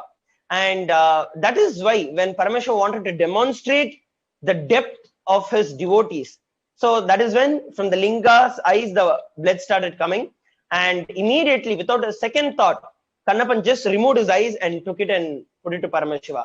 And when the second eye started bleeding, he put his feet on the eye, because he was thinking, if I remove the second eye, then how would I know where to put it? And both his hands are occupied. So he puts his right toe on the eyes of the Shivalinga and then takes out his other eye. The moment he takes out the other eye, Paramashiva appears and he says, he blesses him with all the three eyes. And he says, you are the one who gave the father himself eyes. So that is the reason he gets the name Kannappa, the one who gave the eyes to the father himself. So just like how you were sharing, right? It doesn't actually matter. What actually matters is that feeling connection and your love towards Swamiji. And that space that you are like, whatever Swamiji says, I'm just going to do it. So that is a very, very powerful space to actually be in. And if you can also share about two things that I would like to listen from you, Aya. One is about being an emergency physician at this point in time, and how the COVID is actually, the pandemic is out everywhere. And especially in some of the countries, it's very severe. Some of them are experiencing the second, and some even the third wave has started. Among so much of powerlessness and insecurity, and actually so much of death and suffering that is going on, how are you able to stay unaffected? Like, what is your experience of, does it even affect you in any way? How do you feel about yourself, and how are you able to relate with others in that particular aspect? Well, that's a good question, Maharaj. Surely it's been a very interesting year to be an emergency doctor. And, you know, I have all different friends that are terrified to even leave their house because of COVID, and other friends that think COVID is just make-believe and it's not even a real thing. And I can say in Los Angeles, we were completely slammed with COVID. It was November, December, and January. And of course, we've been under lockdown for like a year, basically. I can say the whole time that was going on, we were doing PARAMASHIVAM with Swamiji, right? So the whole world is locked down and afraid in their house and watching some news media and getting terrified. And all day long, I'm watching Swamiji and doing 2As and Zooms and sessions and pujas and yoga and all that. So I'm just in a kind of a state of bliss. And I know whatever is going on is part of a bigger picture. And I know with the blessings of Guru, I'm going to be okay. So there may be a drama going on outside, but it's not in my apartment and it's not in my inner space. Wonderful. And, so, and your relation with others, with respect to how you related with others? Because surely people who come in contact with you, right? So they will also experience the same that you're experiencing. So surely you would have listened from people of those kind. They might have asked you questions and that kind of thing. So what was their reaction when they actually started relating with you? So what I've seen, and I'm seeing even now, see right now in California, we don't have COVID practically because we had so much before and now we have so much vaccines, there's almost none. But still many doctors I'm working with, they have this feeling of kind of like heaviness and despair because the world hasn't gone back to normal. And the way they made sense of their life, it isn't working and they don't know what to do. And then other people, they're still scared of it and worried about the vaccine or worried about another wave and all that. And I'm just in this intense, I just know Devi is coming. even actually before, like way before Swamiji started doing this, I was in a meditation guided by Mahayoga, trying to see the big picture of what's going on. And I very clearly saw Devi is coming in the form of Durga, in the form of Kali, in the form of all the forms of Devi. And whatever is happening in the cosmos that needs to get set right is getting set right. So whatever's going on with COVID and the response to COVID and all that, I just know Devi is here. Just be cool. It's okay. Just be with Devi. You're going to be okay. And so what's happening is just other doctors, they're just really appreciating the space I'm speaking from. And we could be talking about the same thing, but I'm in a space of just optimism and certainty that if people can roll with it and align with what's going on, they're going to be fine. And so more and more, they're kind of like nudging up to me and asking my insights, you could say. Wonderful, Aya. It's really so nice to actually listen. One, how Swamiji has completely protected us throughout this entire COVID pandemic, and literally he's created that bubble where unbreakable bubble, I can say, where nothing from outside can ever penetrate us, be it physically, be it mentally, be it psychologically, because the COVID has impacts in all different levels, physical, psychological, and so many different ways it affects. But Swamiji, by constantly making various different programs, making himself available every time in so many different ways. That is one thing that I have always been astonished, and I've always been like super excited and surprised about Swamiji. He always comes up with something and something. It's always new. When we see that, wow, what more can be more than this? Then he comes up with something much more different and much more powerful, and takes the entire thing through a newer and a much powerful breakthrough. And also, one other thing that I would like to listen from you. How has your your contribution towards the Sarvanya Pita Yajaman? Because of late, there are so many people who are wanting to become the Sarvanya Pita Yajaman, who want to manifest wealth and contribute to Kailasa. How did you contribute it? What are the things that went on in you when you started the contribution? How did you complete, and some challenges that you faced, at the same time, the miracles that you faced? If you could share, so that so many people who are there can listen to the miracles from your life, at the same time be benefited in their life also. Okay, sounds good. So I'm Sarvanyapita Yajaman, right? And that was in 2016 that I made that choice. And people may think as an emergency doctor, you should have enough money and this and that. But my spiritual path was so intense and so consuming that I was not working very much at all initially. And when I first met Swamiji, I was basically kind of out of money and not really wanting to work and just in a state of great uncertainty. And so once I started doing programs, suddenly everything was going great, and I started having money again. And then when the SJP Yajaman came up, I had no desire to do it initially because I still had fears of poverty consciousness and all that. And then finally, just the click happened, just do it, just get on board. And so I pulled stuff from here and there and retirement fund and all that.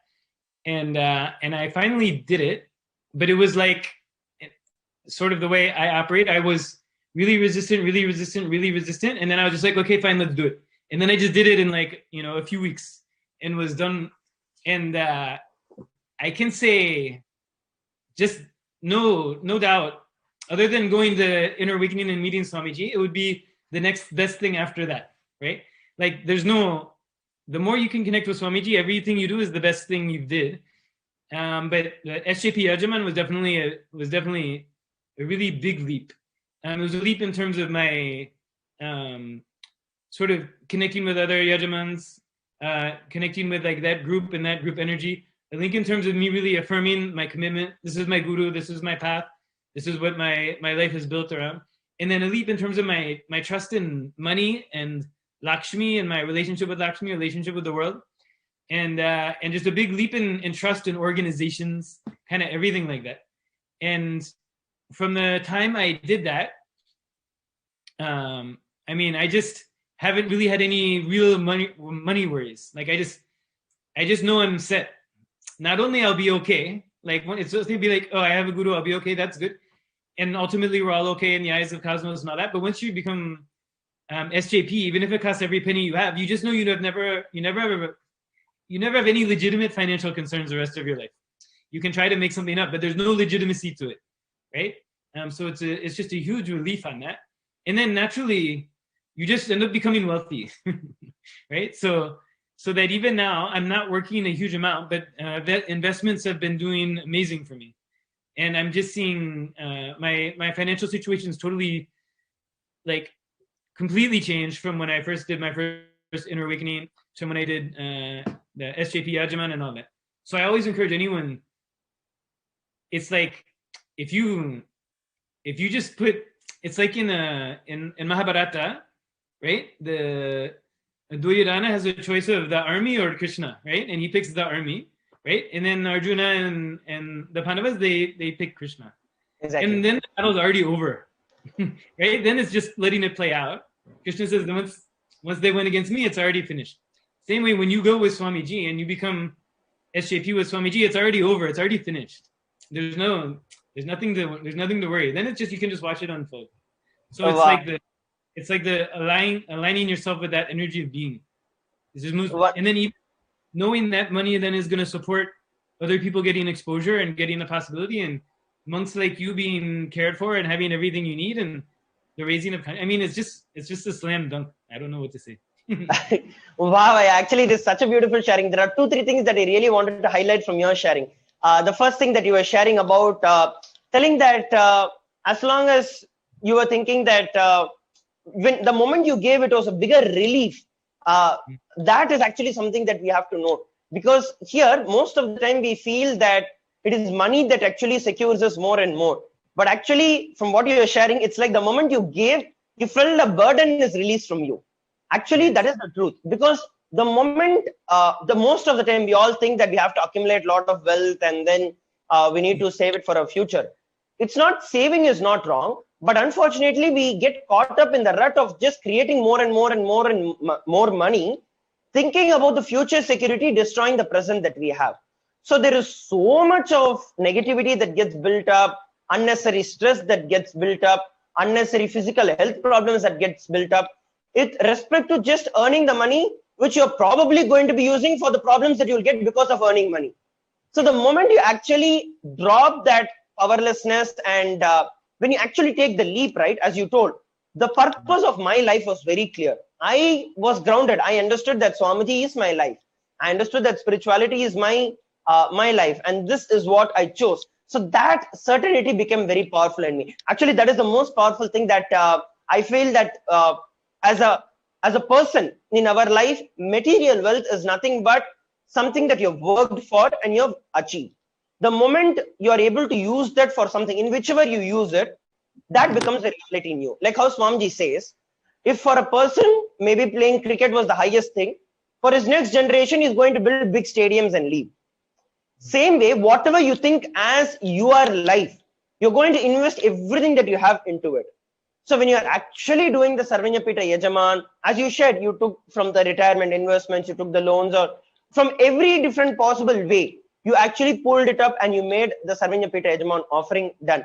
You did not wait that things have to happen, let everything come, let me start having overflowing abundance, let me have like $1 million, then I'll contribute it. No, you never had that kind of a thing. You decided whatever is there, let me put up everything that is there and let me do it. And actually that is one of the most powerful things, because you wanted to assure yourself that this is my life.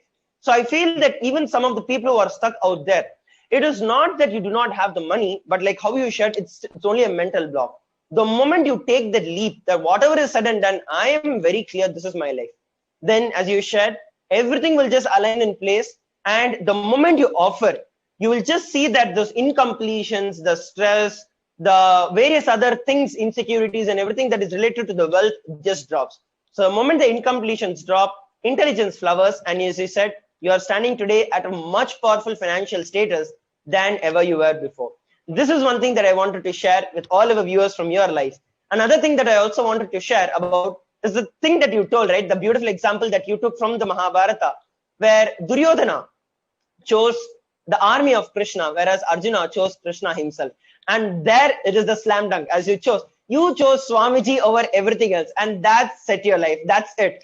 And that's actually the most powerful thing, that it's a very simple cognition, it's a very simple act, but that decides the entire life of the entire Mahabharata. As you said, ended at that one point in time when Arjuna chose Krishna. We knew what the war is going to be. And same way, all of us, when we choose Swamiji, and when we choose that he is the ultimate over anything else that exists, whether it's my money, my relationships, whatever is said and done, we get Swamiji and we get what we think we might lose also in our life. But we actually never lose anything. We are only gaining more and more and more and more from everything. So thank you very much for coming to today and sharing with every one of us here. Is there anything else that you'd like to share with our viewers? Yes, Maharaj. Two small things. One, you were saying, someone may say, when I get $1 million, I'll become SJP Yajaman, right? I'll say, when you give everything you have to become SJP Yajaman, then you will become a millionaire. That's the secret. And then the second thing I was going to say is, like you were saying, give up anything for Guru, you'll get what you're giving up and you'll get Guru, right? For anyone who's out there watching right now, because right now Swamiji is doing these darshans, like maybe once or twice a day, I don't know what frequency. And then maybe it's nighttime, maybe it's this, maybe it's that, maybe it's that. The same thing is there. Don't give up the darshan for anything. Don't give up the darshan for 2 hours of sleep or this or that. No. Give up the sleep, take the darshan, you'll get everything you need and more. So really, I know, because I've been with Swamiji as intensively as I can be and watching, what he's doing in these darshans is really, it's really otherworldly. It's really, I mean, it's really it's really ParaShakti landing and just showering on all of us, whether our names are said or not. Just being in that presence, watching the Zoom, just connecting with it. Give up anything for that. Don't let anything get in the way of that, is my encouragement to anyone who's watching. Just be with such a wonderful opportunity we're having. So thank you, Maharaj. Thank you very much for joining us today and sharing your experience with every one of us here. And I'm looking forward to much more experiences from you and much more sharings from you in the near future. Thank you, Aya, for joining us in the panel today. Nithyanandam. So there was another exciting and a very powerful sharing from Peter Bloomfield Aya, where he shared some of the most important things in our life and from his own life. As he shared, choose the Guru over everything else. You start and you will see that everything happens in our life. As long as you wait for everything else to happen, you're still going to be stuck in those incompletions because you still think something else is more important, something else is higher than Paramashiva. As long as you're stuck in that, you are never going to be able to get out of this rut. So as he said, jump in and then you will see everything manifest and changes in your life. And I hope that all the viewers who are watching us live are able to experience, are able to understand how they can prepare themselves to receive Devi Parashakti in their life, to receive the blessings of Devi Parashakti in their life, whether you want to manifest wealth, whether you want to manifest health, relationships, financial status, whatever it might be. Just these different sharings, the miracles that people are sharing, especially Peter Bloomfield Aya from a completely different culture who doesn't understand the Tamil language and completely different, but how he is also able to experience it. And irrespective of who you are, you just have the experience. So all that you have to do is make yourself available 100%. Do all the different things that are being said, whether it is the meditation, whether it is the offerings, whether it is the processes that we are doing, whether it is just listening to these beautiful sharings, just make yourself 100% available, because Swamiji is making himself completely available to all of us just by his grace and compassion, embodying all the gods and goddesses, literally like how we are having like 2 darshans every single day. And Swamiji is stretching himself just for each and every one of us, bringing all the gods and goddesses of Kailasa to write in our bedroom, to write to our rooms, to our cars, to our offices, wherever we are. So the least and most that we can do is make ourselves available and do everything. Give your 100% participation in everything. Don't think that something is higher, something is less. Everything is equally important, so you receive the most of Devi. So now, with that, we are going to move over to the next segment of today's Bhava Samadhi Darshan. We are going to be seeing how we can connect further, more deeper with Devi Parashakti. I now welcome Sri Nitya Mangalananda Maharaj to take us to that segment. Nithyananda Maharaj.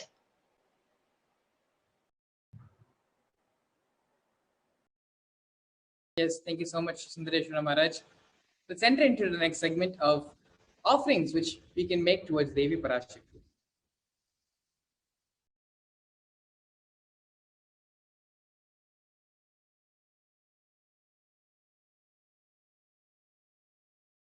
So the significance of offering, as Sundareshwara Maharaj beautifully shared, the science of offering and giving back is a very beautiful way to open ourselves up and to be receptive of what the master can, what the divine can give back to us. So in the significance of offering, there are 2 parts in it. One is the giving and second is the accepting. Only when the divine accepts what one offers, the offering becomes complete. Offerings are not made out of fear, nor are they made out of greed. When the avatar lands on the planet, the offerings are purely a part of the grand Leela played out for the sole purpose of enlightenment.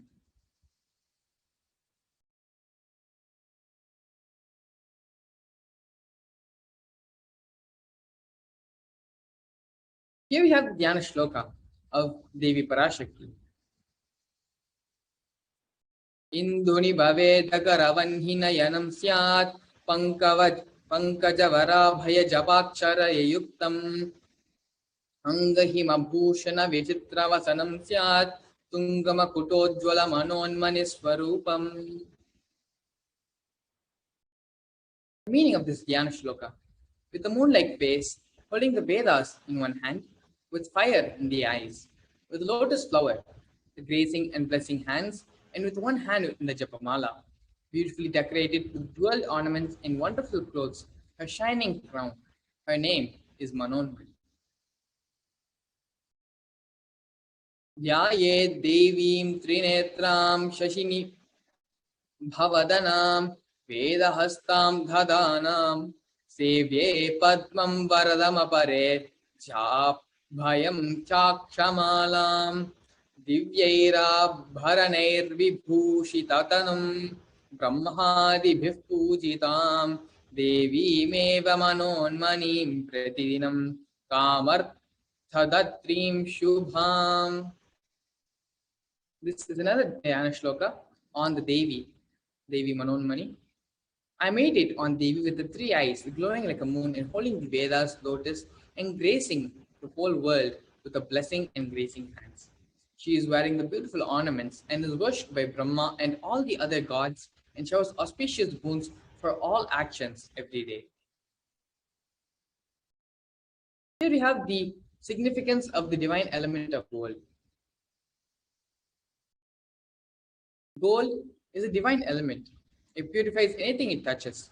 It is an element of spiritual significance and great spiritual power of healing and enlightening.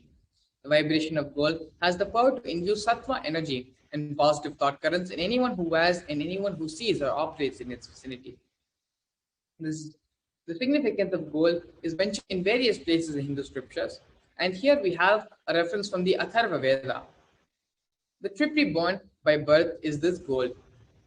From the atoms of Agni is one. It becomes dearest to Agni.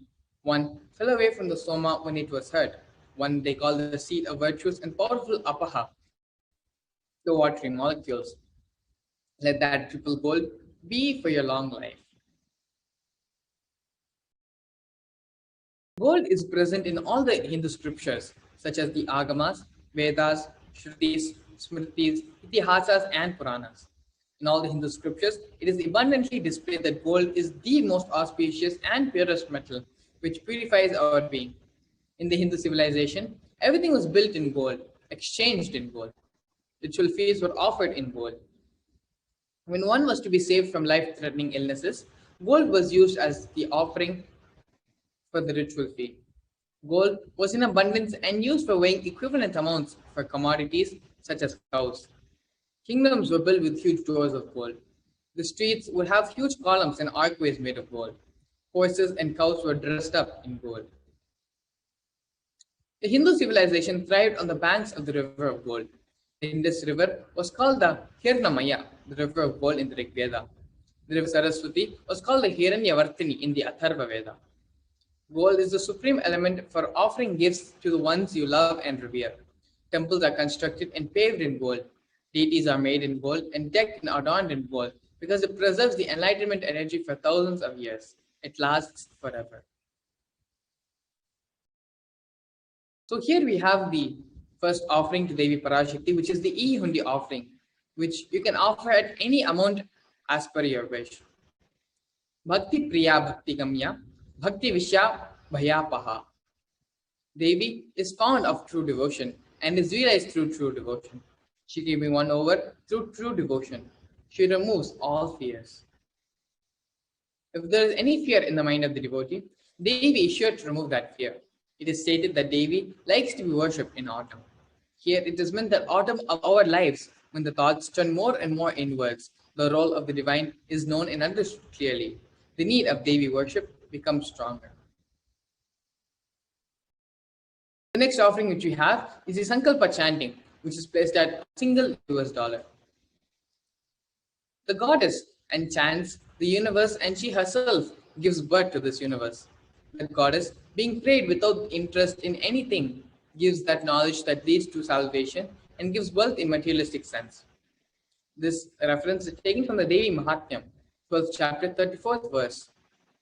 Offering of the Sankalpa mantra, the conscious resolution, blesses the person offering with all the fruition of all desires and wishes which he is yearning for. The next offering which we have here is the offering of the Sahasranama Swarnakasu, placed at $75 US, $151 US, and $251 US. This Sharta Pramana for this offering is taken from the Lalita Sahasranama, 731st verse. Nama Parayana Prita, she who likes the repetition of her various names. This is the offering of the 1008 names to Devi Parashakti. It is a very special and unique archana offered to the Mahameru of Devi Parashakti. Offering a gold coin inscribed with each of those 1008 names and receive the blessings to have the Ananta Kalyana Gunas, which are all the divine and auspicious qualities of Devi Parashakti. To make any of these offerings, All you need to do is visit tiny.cc/Devi-offerings, and all these offerings will be listed there. You can go and select which offering which you want to offer to Devi Parashakti and make the offering. The next offering which we are now going to be going over is the offering of the Mukta Anguti, which is a finger ring with a pearl in it. This offering is placed at 3 different prices: $251 US, $501 US, and $750 US. I bow to the goddess Meenakshi, whose crown has garlands of pearls and the face shining like a full moon, who has anklets that are studded with gemstones and has small bells, who is shining like the splendor of lotuses, who grants all the wishes, the daughter of the mountain, who is worshipped by the goddesses Vani and Rama. I remain ever bowing to the goddess Meenakshi, the ocean of compassion.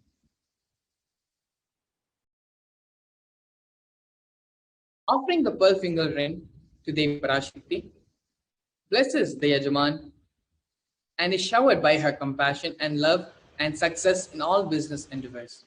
Again, to make this offering of the Mukta Anguti to Devi Parashakti, you can visit the link tiny.cc/Devi-offerings. Next offering which we have is the Swarna Patna Pushpam, which is the golden lotus, placed at $600 US. This is taken from the Kamika Agama. All the kalashas should be wound around with suitable thread and covered with new cloth. They should be adorned with lotus flowers made of gold. There are hundreds of scriptural references for using lotus in the worship of Paramashiva.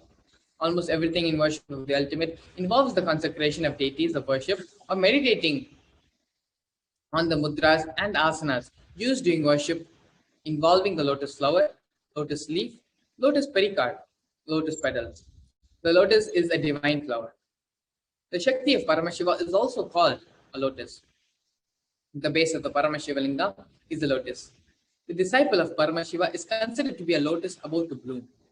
Offering the golden lotus in any size you wish to be, and be blessed to have the state, space, powers, and being of Devi in your inner space amidst any and every adverse situation in your life. The next offering which we have to Devi Parashakti is the Swarna Metti, or the golden toe ring offering, placed at $750 US.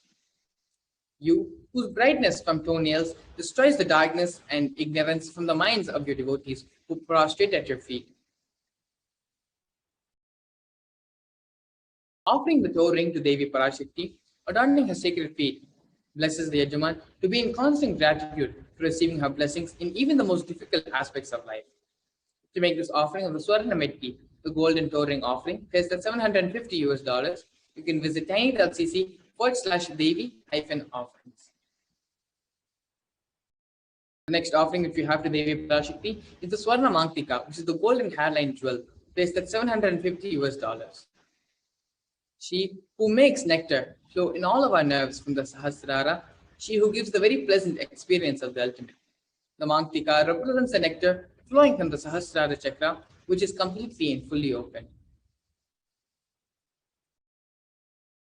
Offer the Mangtika to Devi and receive the blessings of achieving the blissful state of overflowing gratitude and space of complete completion.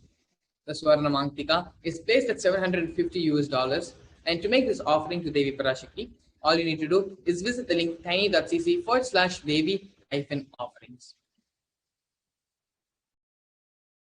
The next offering which we have is the offering of the Pratyaksha Pada Puja. The illumining splendor of Devi's toenails dispels the darkness and ignorance in the devotees of prostrating at her feet. Her feet defeat the lotus even in beauty. This is taken from the 83rd shlokam of the Saundarya Lahari, which states that the nails have been sharpened by constantly being touched by the crowns of celestial beings who always prostrate before Devi. Tamoguna is darkness. In the stotram, tamas is indicative of ignorance in the minds of the devotees. By constantly prostrating before Devi, the ignorance is removed and they attain knowledge. Offering the Pratyaksha Pada Puja blesses the Yajaman with all the auspiciousness and blessings of the Supreme Pontiff of Hinduism, Bhagavan Sri Nithyananda Parameshwaram. The next seva which we have here is the seva of the Vastra Seva, placed at $1,008 US. You can again make all of these offerings visiting the link tiny.cc/Devi-offerings. So going over all the offerings which we have present here, which you can make to Devi ParaShakti, starting with the E-Hindi offering, which can be made at any amount of your choosing. The second offering is the offering of the Sankalpa Mantra, the conscious offering of the conscious resolution, placed at $1 single US, followed by the Devi Sahasranama Kasu, the pure gold coins, each with one sacred name of Devi from her 1,008 names. This offering is placed at 3 different prices: $75 US, $157 US, and $251 US. The next offering is the Mukta Ambuti, which is the pearl fingering offering, placed at $251 US, $501 US, and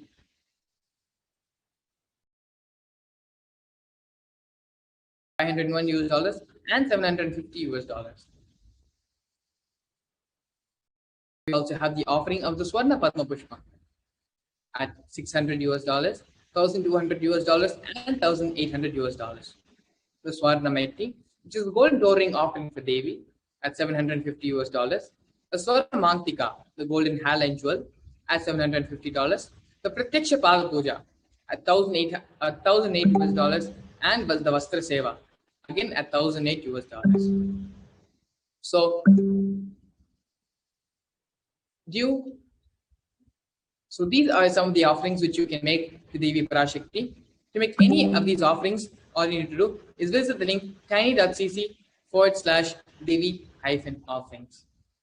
And now we're going to be having Sundaresha Maharaj again joining us back to talk about the super chat feature in YouTube and how you can make your offerings just immediately and instantly through YouTube super chat.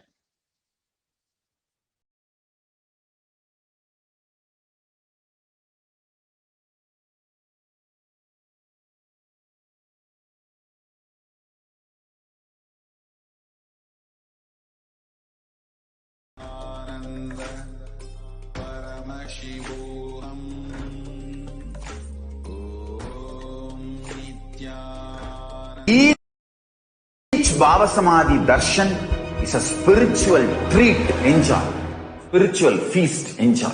Don't miss it.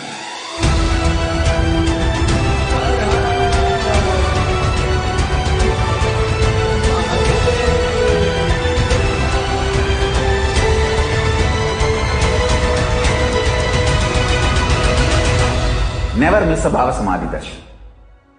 Enjoy PARAMASHIVAM, which is introducing and making you cognize the cosmic principles and cosmic beings. The state of Paramashiva, space of Paramashiva, powers of Paramashiva, being of Paramashiva. There are some great spiritual sciences unique to Hinduism. Subtle, otherworldly, but definitive sign. Manifesting the cosmic beings in Archavatara, deities in Nijavatara, living incarnations is possible. Understand? Kriya Pada of Vedas and Agamas elaborately explain the whole science of making the cosmic beings manifest in Archavatara, deities and Nijavatara, living incarnations, both. During the Bhava Samadhi darshan, literally those cosmic beings manifest through this body. Just like how they manifest in Archavatara, deity, they manifest in Nijavatara, Pratyakshavatara, and give you all the boons you ask, bless you. You see, each God is an independent intelligence to lead you to enlightenment. Each God is a bridge for you to achieve the Shivatva, the ultimate Shiva consciousness. Krishna is the bridge for you to achieve the Krishna consciousness. But Shiva consciousness, Krishna consciousness, all consciousness is one and the same. Ultimate consciousness only. So that energy itself completely expresses. Just like Radhika, when I see my own sweetness in the mirror, I become eager to taste it. I find that the only way to relish this sweetness is through the constitution of Sri Radhika. Bhava Samadhi Darshan is a window to the infinite expanse of consciousness, allowing us to glimpse the formless in a way that we can understand. It cleanses the karmas of lifetimes. It awakens our biomemory to the space of Paramashiva, the ultimate consciousness, and creates a deep and lasting transformation in us.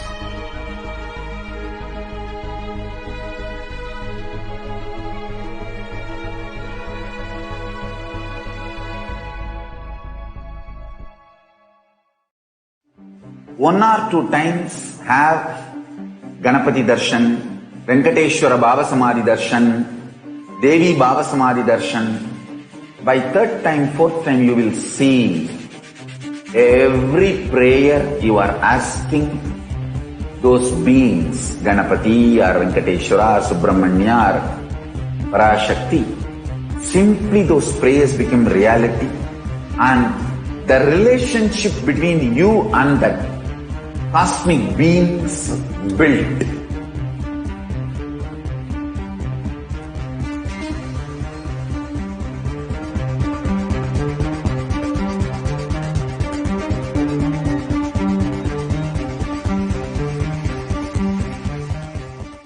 I tell you, each Baba Samadhi Darshan is a spiritual treat, enjoy.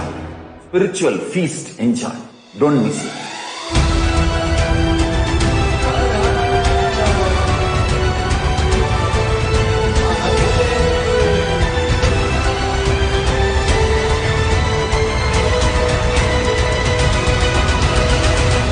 Never miss a Baba Samadhi Darshan.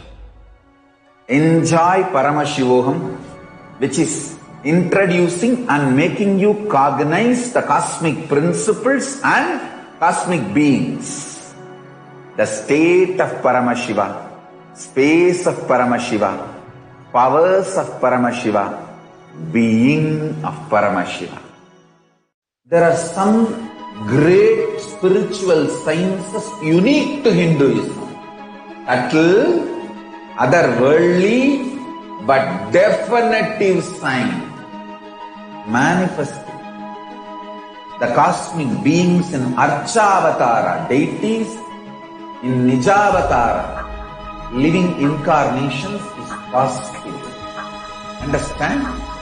Kriya Pada of Vedas and Agamas elaborately explain the whole science of making the cosmic beings manifest in Archavatara, deities, and Nijavatara, living incarnations, both.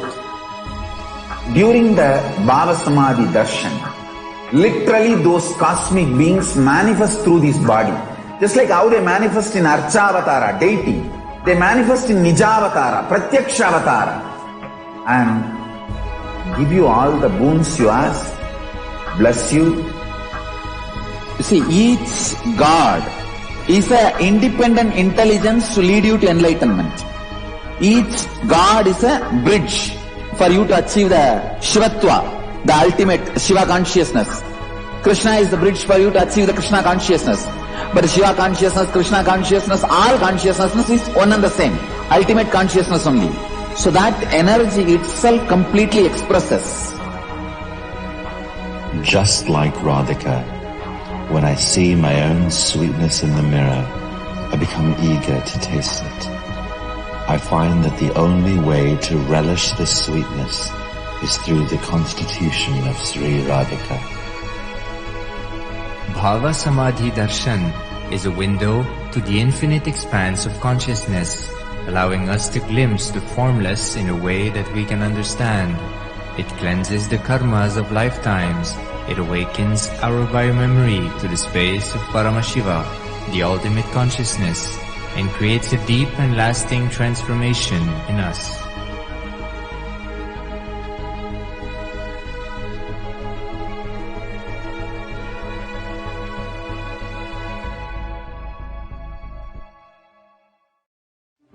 One or two times have Ganapati Darshan, Venkateshwara Baba Samadhi Darshan, Devi Baba Samadhi Darshan.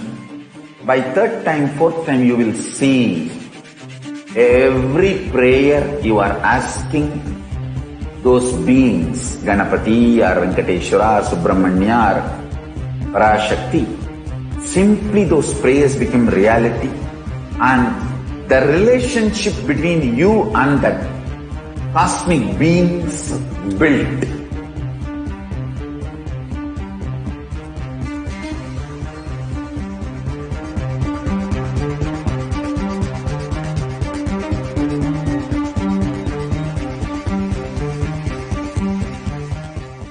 I tell you, each Bhava Samadhi darshan is a spiritual treat, enjoy. Spiritual feast, enjoy. Don't miss it.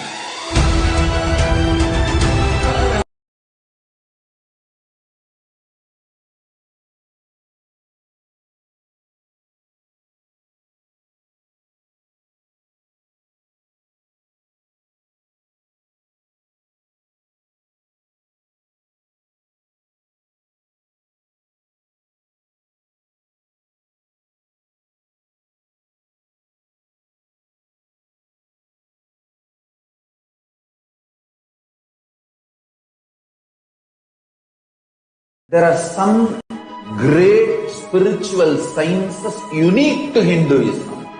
Subtle,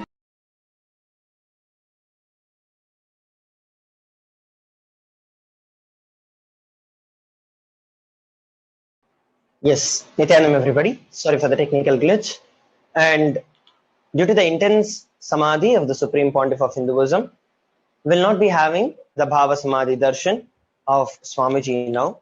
I request all the viewers and participants who are watching us live from all across to see the Supreme official page, Facebook page of the Supreme Pontiff of Hinduism for updated notifications on when the next Bhava Samadhi Darshan will be held. Once again, I'd like to repeat that due to intense samadhi of the Supreme Pontiff of Hinduism, will not be having the Bhava Samadhi Darshan of the Supreme Pontiff of Hinduism now. Instead, the time for the next Bhava Samadhi Darshan will be posted for every one of us during, the time for the next Bhava Samadhi Darshan will be posted for every one of us in the Facebook. So I request every one of you to follow that for the same. So now, as we saw about the various different saving offerings for Devi ParaShakti, we're going to be looking at how we can actually use a very beautiful opportunity that is there about the offerings, which is available in the YouTube for every one of us. It's called as the YouTube Super Chat.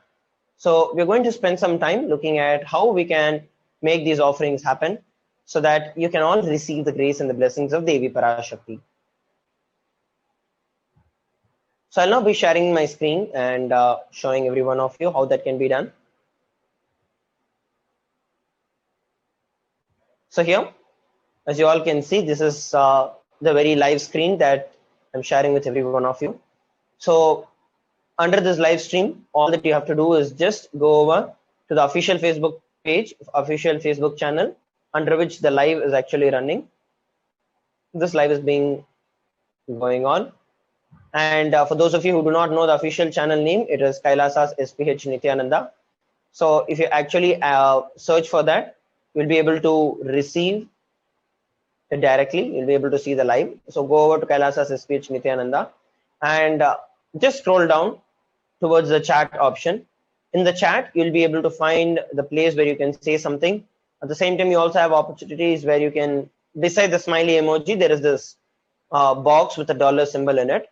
So that is actually the option for the super chat. So before you actually enable this, or before you get to actually comment anything, the YouTube would ask you to create a channel on your name.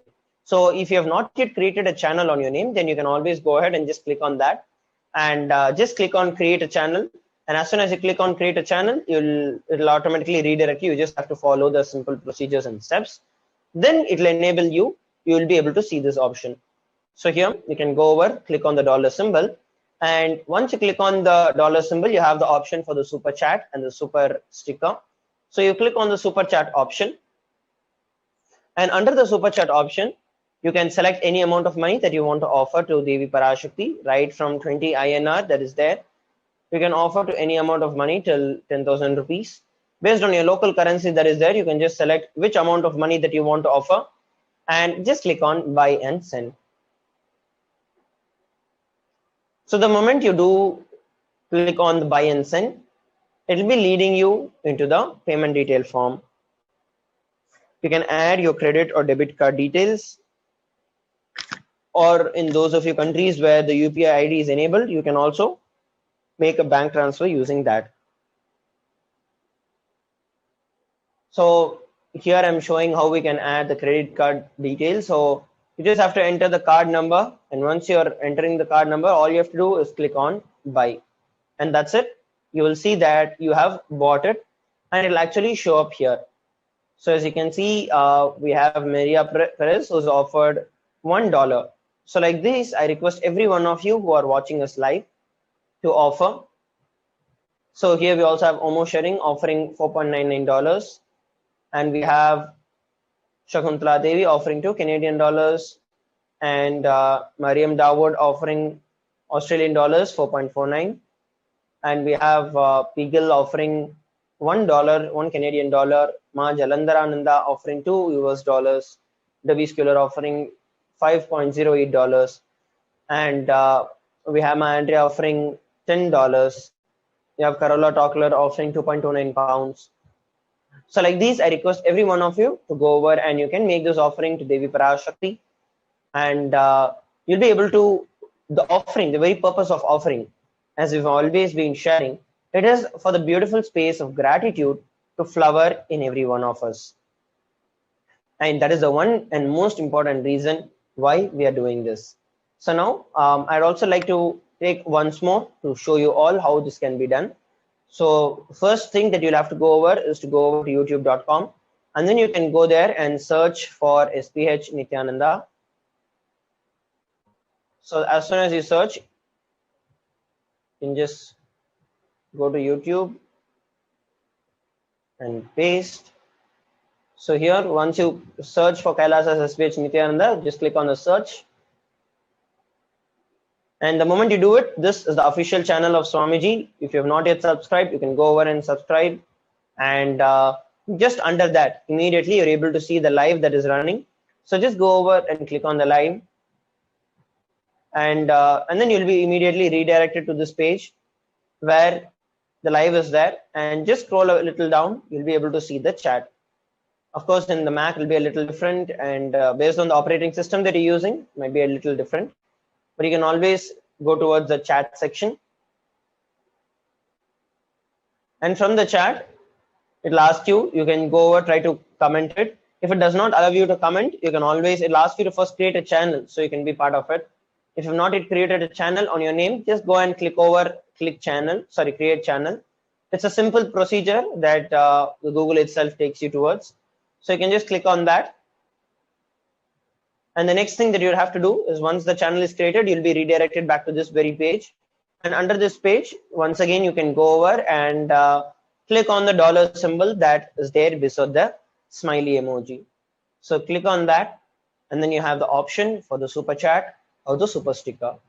So you can click on the super chat.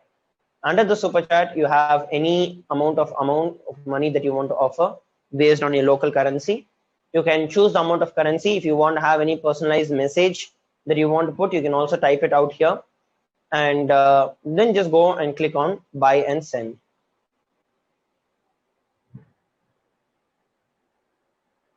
So as soon as you click on buy and send, there's an option where you can add the credit or debit card. And there's also a local option that is available of using the UPI ID. So you can choose either of these, fill in the card details and click on buy. As soon as you do it, you complete your purchase and your offering towards Devi Parashakti is completed. As you can see, this is how it would appear. We have Vicky offering $3.99 and Nisha Bahadur offering 10 pounds. So thank you very much, Ma, for your offering. Thank you everyone for those of you who are offering. And yes, so now we're going to be looking at the next particular thing, which is maybe I'd give a few more moments for all of you. Those who want to offer to Devi Parashakti, please take a few moments to offer to Devi Parashakti.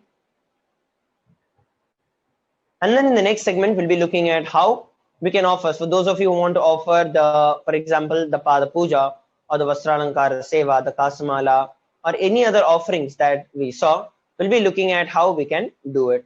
So take a few moments right now so that you can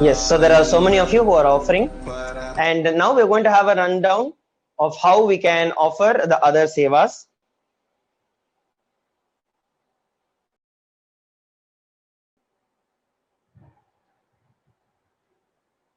So I'll now be projecting the screen where we can look at how we can offer the other sevas such as the Pada Puja and the other ones. So I'll be projecting the screen now. I request every one of you to pay your attention so that they can actually have a look at how it can be done. So here, as you all can see on the screen, so this is the tiny link that was available for all of us, that was projected to all of us. So you can go over if you want to offer. This is the multi-currency e-hundi that is there, starting from $0.01 to $1.41 based on whichever currency you are in. So you can offer, for example, Indian rupees, you can offer 1 rupee, 1 INR, or if you're from the US, you can offer any amount that you want. All you have to do is click on add to cart, and we'll be taking you towards the checkout option.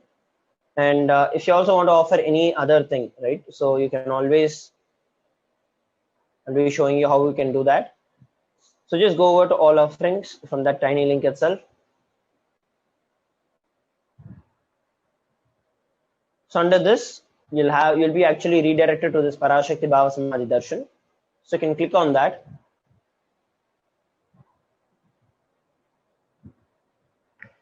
So here, as soon as you click on it, you will see that you have an option to choose any seva that is there, offering gold coin, offering a finger ring with pearl, offering the golden lotus, offering the Pada Puja, the Vastralankara Seva, the various different things that are there. So you can just click on that. For example, offering the Pada Puja, it costs $1,008. So add to cart, and then you can proceed to checkout. So once you have added it in your cart, so next what you'll have to be doing is click on the proceed to checkout option.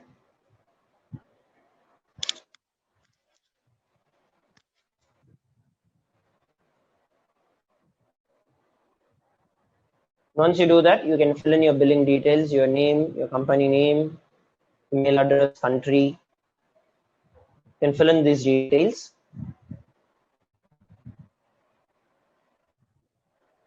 And also if there's any additional information that you'd like to give, any personal notes or anything, you can always put it into that. And then go over and place your order. So you can fill in your bank details and click on place the order. So by doing that, you'll be able to place the order for any of these sevas that can be offered to Devi Parashakti. And now, with that, it is time for us to enter into the meditation for the Nitya Satsang. I request every one of you to please sit straight. And those of you who are there watching us live, I request all of you to be keeping yourself updated with the posts from the official YouTube and the Facebook page of Swamiji to have the further updates on when the next Bhava Samadhi Darshan is scheduled. Now please sit straight with your head, neck and spine in a straight line. Close your eyes and sit unclenched as we prepare ourselves to enter into the Nitya Satsang for today.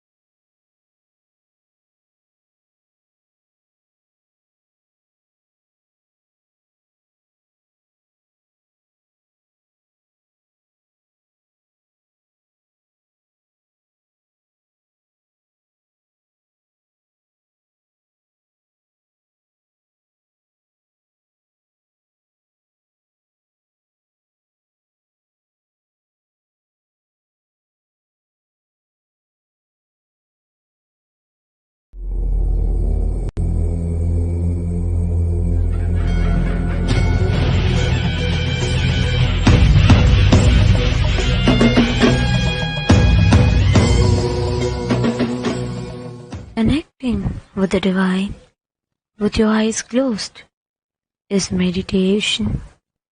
Connecting with the divine, with your eyes open, is darshan. Come, let us all now move from meditation to darshan. Slowly, very slowly, please open your eyes.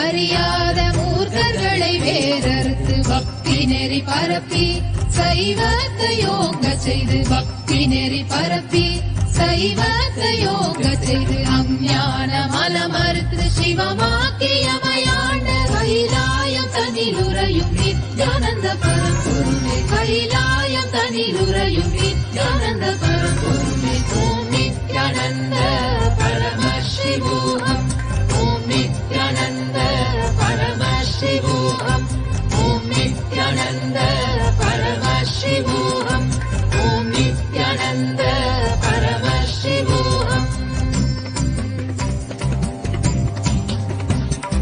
நெறியில்லா வாழ்வுதனில் குரலும் இம்மக்களுக்கு நெறியில்லா வாழ்வுதனில் குரலும் இம்மக்களுக்கு நெறியுடைய வேதத்தின் உட்பொருளை அறிவித்து நெறியுடைய வேதத்தின் உட்பொருளை அறிவித்து வீடு பேறு நாங்கள் அடைய விந்தைகள் செய்த கைலாயம் தனிலுறையும் நித்யானந்த பரம்பொருளே கைலாயம் தனிலுறையும் நித்யானந்த பரம்பொருளே ஓம் நித்யானந்த பரமசிவோகம் ஓம் நித்யானந்த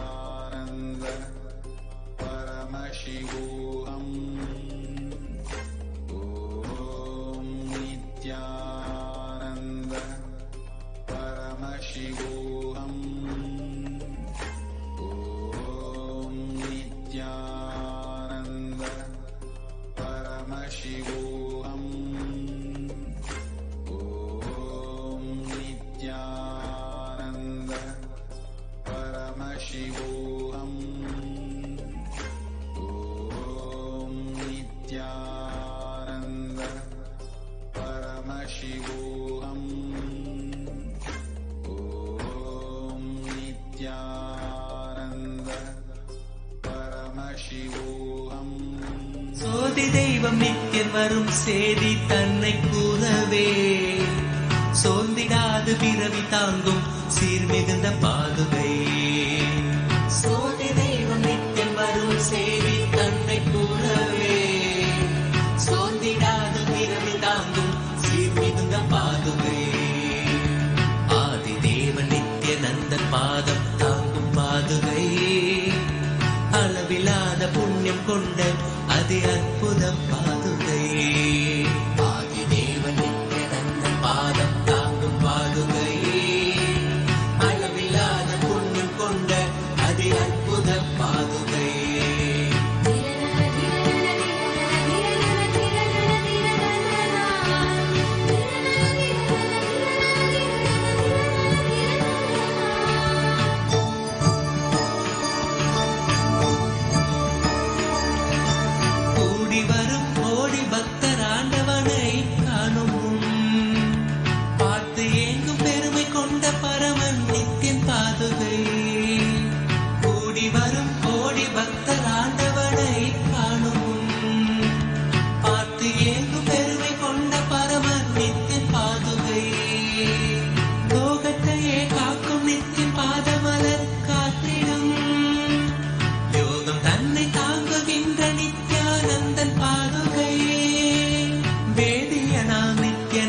ராஜநடை இடுகையில் வேதநாதமாய் விளங்கும் விந்தையான பாதுகை.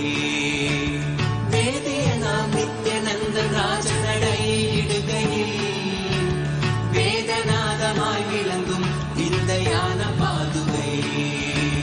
பாதுகை பாதுகை பாதுகை பாதுகை நித்திய பாதுகை பாதுகை நித்திய பாதுகை. தேடி தேடி கண்டிடாது மாலை சோர்வில் ஆழ்ந்திட நித்தியம் நித்தியம் பாதம் பற்றும் பாக்கியம் கொண்ட பாதுகை. தேடி தேடி கண்டிடாது மாலை சோர்வில் ஆழ்ந்திட நித்தியம் நித்தியம் பாதம் பற்றும் பாக்கியம் கொண்ட பாதுகை. தனையன் சாற்றும் பாதுகைகள் தாங்கும் பூமி தாயினை அமைதி ஆனந்தத்தின் எல்லை கொள்ள செய்யும் பாதுகை. தனையன் சாற்றும் பாதுகைகள் தாங்கும் பூமி தாயினை அமைதி ஆனந்தத்தின் எல்லை கொள்ள செய்யும் பாதுகை.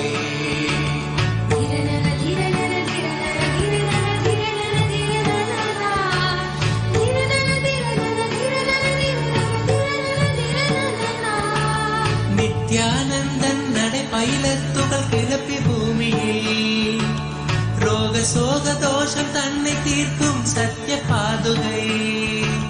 நித்யானந்தன் நடை பயிலத்துகள் கிளப்பி பூமியில் ரோக சோக தோஷம் தன்னை தீர்க்கும் சத்திய பாதுகை. நித்யனவன் பாதம் தன்னை பற்றுதற்கீடலால் பற்றும் பாவம் போக்க பக்தர் பற்றி கொள்ளும் பாதுகை. நித்யனவன் பாதம் தன்னை பற்றுதற்கீடலால் பற்றும் பாவம் போக்க பக்தர் பற்றி கொள்ளும் பாதுகை. சரணடைந்த பக்தர் தன்னை கருணையோடு ஏந்தியே பரம நித்தியன் பாதம் தன்னில் சேர்த்தருளும் பாதுகை. சரணடைந்த பக்தர் தன்னை கருணையோடு ஏந்தியே பரம நித்தியன் பாதம் தன்னில் சேர்த்தருளும் பாதுகை.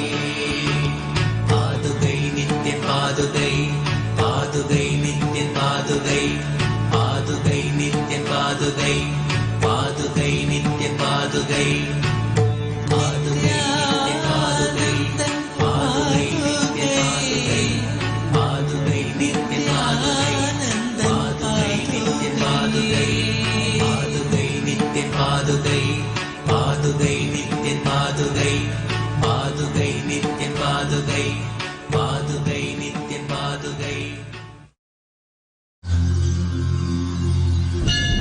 அஞ்சலென்றடைய அபயம் தரும் லிங்கம் ஆனந்த நித்தியன் தந்த ஆனந்தலிங்கம். இனி நீக்கும் உயிர் காக்கும் ஞான ஒளியாக பூத்த நித்யானந்தன் தந்த உயர்லிங்கம் ஆதிலிங்கம் ஜோதிலிங்கம் அற்புதலிங்கம் ஞானலிங்கம் நித்யானந்த ॐ नित्यानन्देश्वर परमशिवसमारम्भाम् नित्यानन्देश्वरि पराशक्तिमध्यमाम् अस्मदाचार्यपर्यन्ताम् वन्दे गुरुपरम्पराम्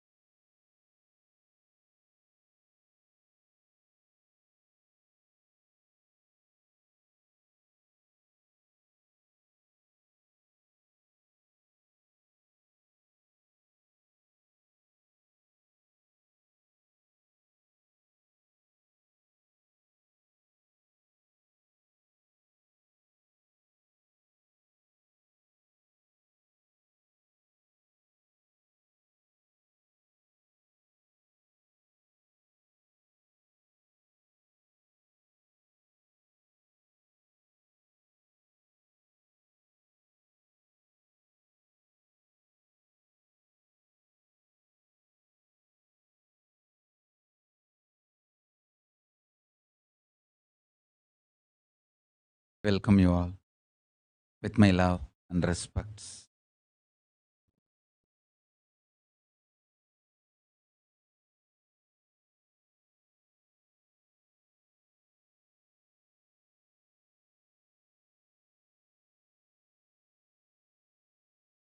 I welcome all the devotees, disciples, Samajis, Satsangis, Shri Mahants, Mahants, Tanedar Kotari, visitors, viewers, everyone sitting with us all over the world. Today, Chitra Paurnami and Bhagavan Sri Hanuman Jayanti. Important date in our Sangha, as today is the day Tiruvannamalai Nithyananda Dhyanapeetham was inaugurated. Actually, the Arunachala Sarvanya Peetham I inherited from my gurus. That's a traditional Guru Parampara. The Guru Peetha I inherited. We started an ashram in Tiruvannamalai. That happened on this very day, Chitra Paurnami, in 2008, April 19. So, now we are celebrating 14th anniversary. So, I correct the date. 19th April 2008, we started, and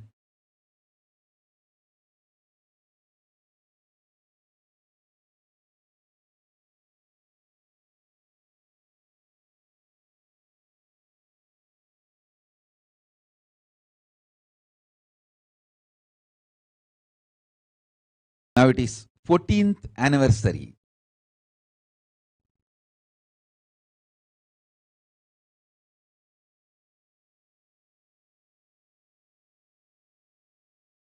14 years. Wow.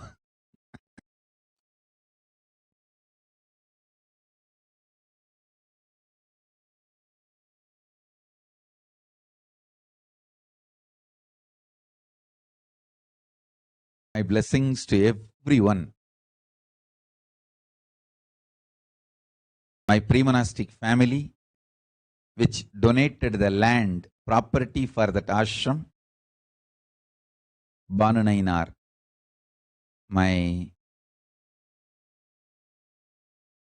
father's father, grandfather's sister,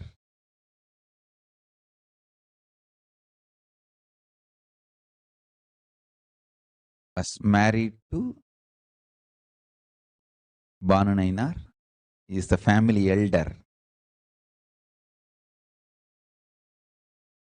And he donated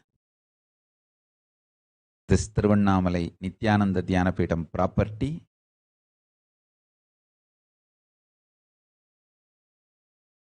The property has a history where Paramashiva has given me darshan earlier itself.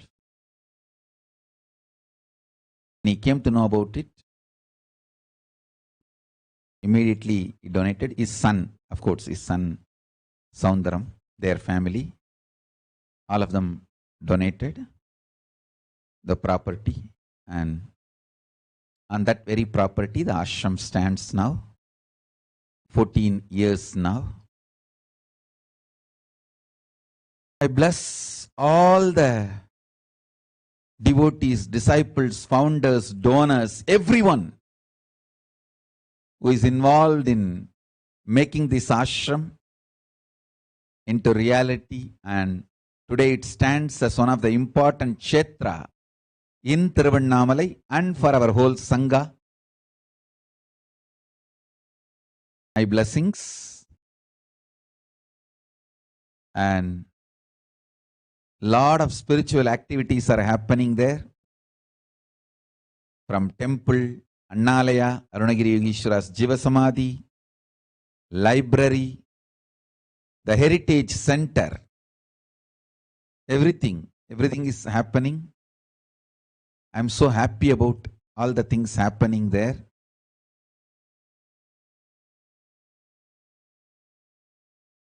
My blessings to the team led by Ma Gurucharana, beautifully reviving the whole Tiruvannamalai Nithyananda Dhyanapeetham. Actually, before this ashram itself, we got another property in Tiruvannamalai and started the ashram, where my father's samadhi is there. I think that happened in 2005 itself, much earlier. But this ashram is in the Girivalappadai, prominent place. And we also have multiple properties and ashrams now in Tiruvannamalai. But everything is administered from this ashram, Nithyananda Dhyanapeetham. My blessings to everyone. Today is also Bhagavan Hanuman Jayanti. Hanuman is one of the Siranjeevi incarnation of Rudra, Mahadeva himself. Hanuman took birth much before Ramavatara.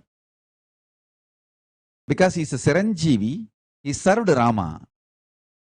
And then even during the Krishna Avatara, he was there and he is there. He is even now here. It's not that you can't call the Siranjeevis like Markandeya, Hanuman in Vas in the past. No. They are all present. They are all present. Even now when you connect with them, call them, immediately they appear, bless.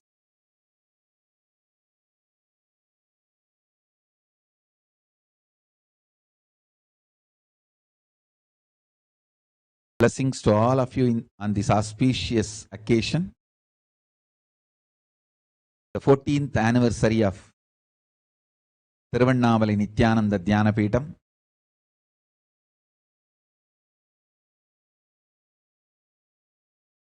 I know all of you are too busy along with me. From the time this Vedic New Year is born, Chitra first, back to back, almost every day 2 or 3 programs I am giving. Darshan sessions, programs, everything.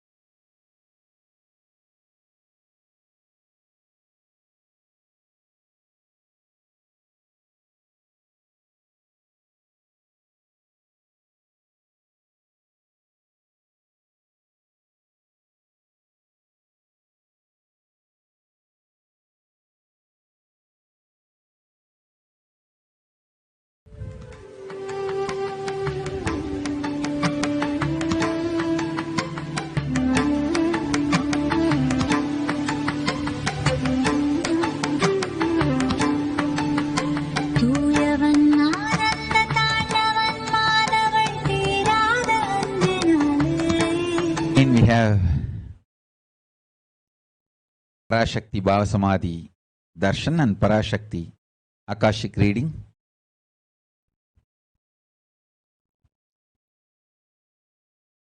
Too many intense programs, Samadhis, Bhava Darshans, Bhava Samadhi Darshans, sessions. Especially ParaShakti's manifestation is something extraordinary.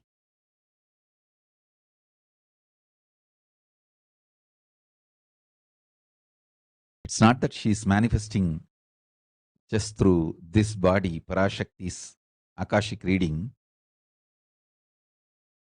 I'm seeing while she is manifesting in this body itself, she is so actively manifesting in many of my Balasans' bodies. I'm able to see whatever she is reading through this body, those words appearing in all their brains. The other day, I was literally seeing every word appearing in front of my eyes. Means ParaShakti was reading out, was appearing in front of Nithyananda's eyes. In her third eye, it was appearing. In her brain, it was appearing. Actually, she was not able to understand what's going on. She was getting confused. What? I am thinking something, but some other words are appearing in front of me. And still now she has not even recognized what was going on. Only I know. She could not understand what is going on. She must be thinking that, oh, I am thinking something, but some other words are appearing in front of my eyes. Why? Whatever was shown to me, whatever I was reading out, the ParaShakti was reading out, the uttering, the same words were appearing in our brain. Nithyananda's name I told now. There were few more Balasans who got third eye initiation, who have been initiated into this Akashic reading. I saw in front of all of their third eyes those words appearing.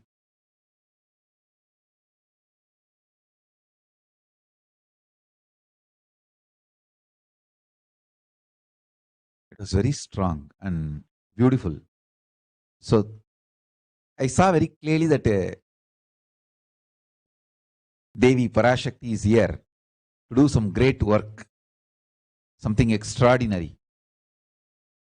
Because this is very rare. I have seen she appearing at the same time, simultaneously in multiple bodies. See, whenever Kalabhairava manifests and does the Akashic reading, he does just through this body.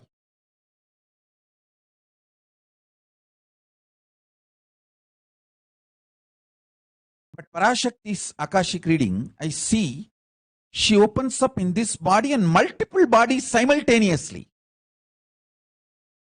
It means we can easily verify the authenticity of the people who are getting initiated.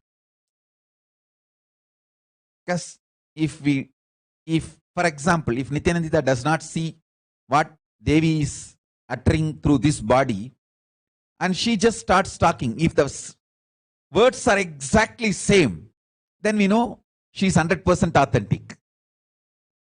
So now easily we can cross verify through whom all Devi is manifesting and doing this Akashic reading.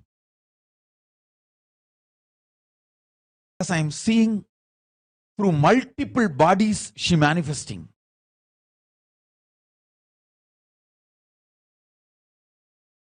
And the same words appearing. We can even train the Balasans. You can sit and just see what Devi is reading out through Swamiji's body, whatever she is revealing, blessing, talking. The same words appear in front of them and they utter the same words, then we know she is manifesting through them also.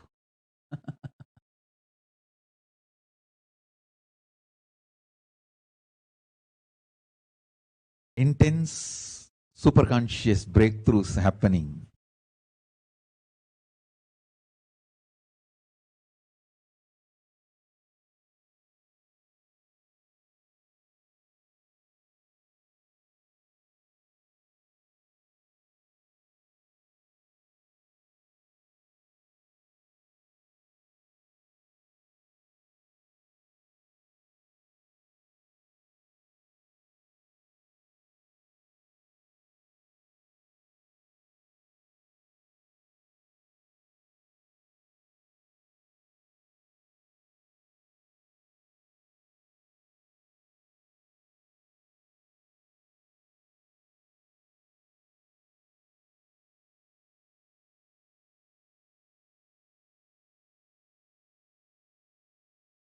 The wonderful manifestations of Kailasa happening in multi-level.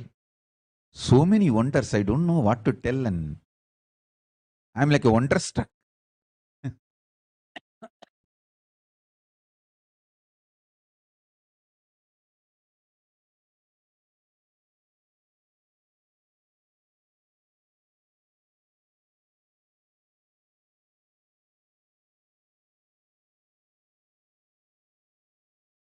Like how we have the word understand, we should have a new word, understand.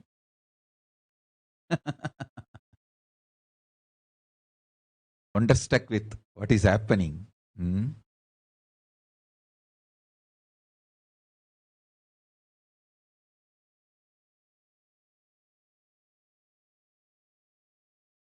also seeing that this body is manifesting as light bodies and moving around in multiple places. Traveling, giving darshan, initiation, power manifestation. Devi manifesting and ParaShakti doing all this.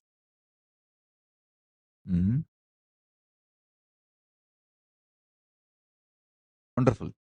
ParaShakti is manifesting intensely, making herself available to all the devotees all over the world. It's so nice.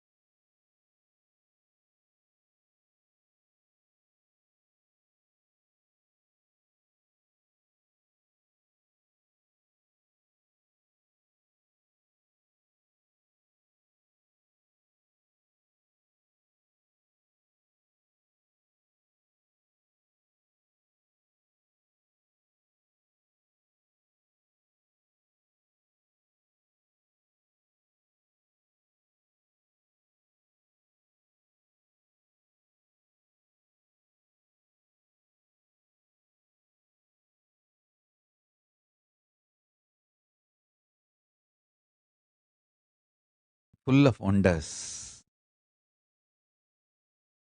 The other day, one of our devotee doctor asked ParaShakti for blessings to get healed from some of his physical health issues, some cancer. ParaShakti blessed him. Suddenly I am getting the message that doctors are saying it is a miracle and it disappeared. He doesn't have it anymore.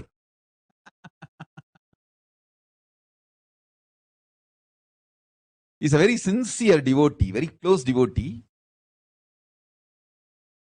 I don't want to reveal his name. Maybe he himself will come on a satsang and share.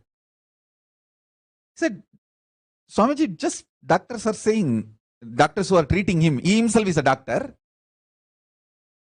Doctors who are treating him, who were treating him earlier, they said, it seems they are saying, it just disappeared, Swamiji, it is not there. After ParaShakti blessed.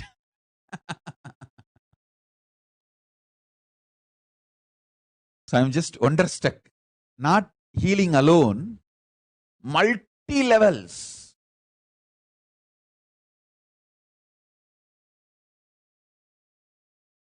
The ParaShakti's manifestation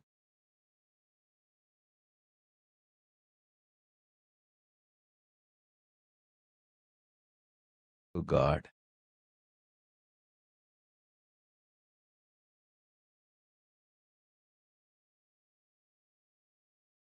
I think ParaShakti is all out. She decided to make the Kailasa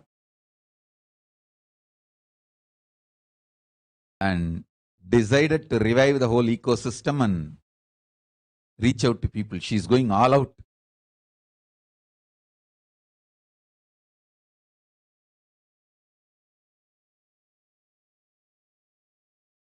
After all, I am a Shakta. All of you should know that. From the time I know me, I worshipped Devi. I am a Shakta, fundamentally. All my behavior, thought current,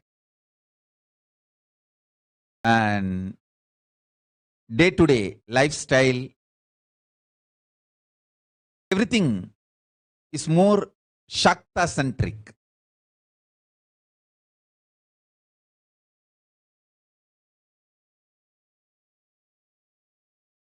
Because I am fundamentally a mother worshipper. Shakta. Of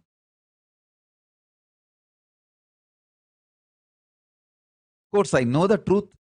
Shiva and Shakti is one and the same. Paramashiva and Paramashakti is one and the same. It's not too different.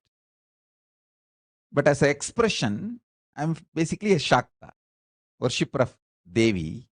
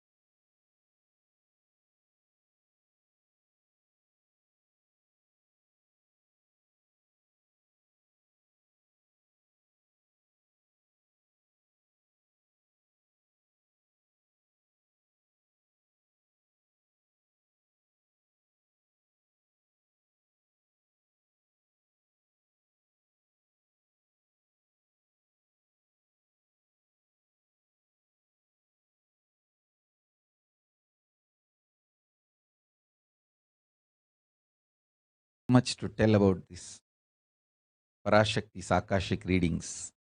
Today we have one more session. Directly come and enjoy.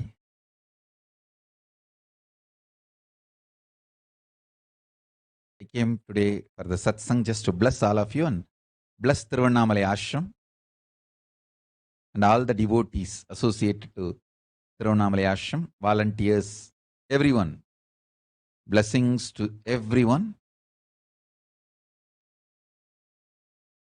And also Saraswati Jampala, Ma Nitya Tripureshananda, birthday blessings. With all the auspiciousness, you will be with me. I'll be with you. Blessings.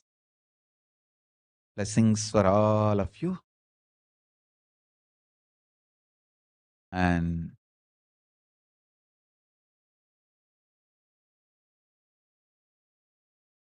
you know the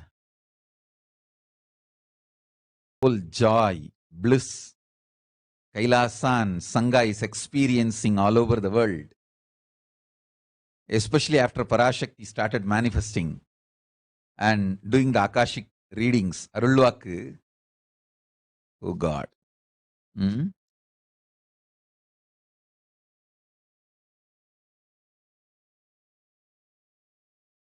wanted to give you one sacred secret to all of you. Do this Panchabhuta Yoga. See, whenever you want to ask any question to Devi and receive the answer, on that day, do this Panchabhuta Yoga. Means, apply only mud on the body and take bath. Don't apply any chemical on the body to take bath. Just that Puttuman means that anthill mud. Only that apply on the body and take bath. Don't apply anything else. That is mud. Earth part, earth component. Second, water. Drink only water that day. Don't eat, drink, don't do anything other than drinking water. When you come for the ParaShakThi's Akashic reading, at least for a few hours, prepare yourself. Maybe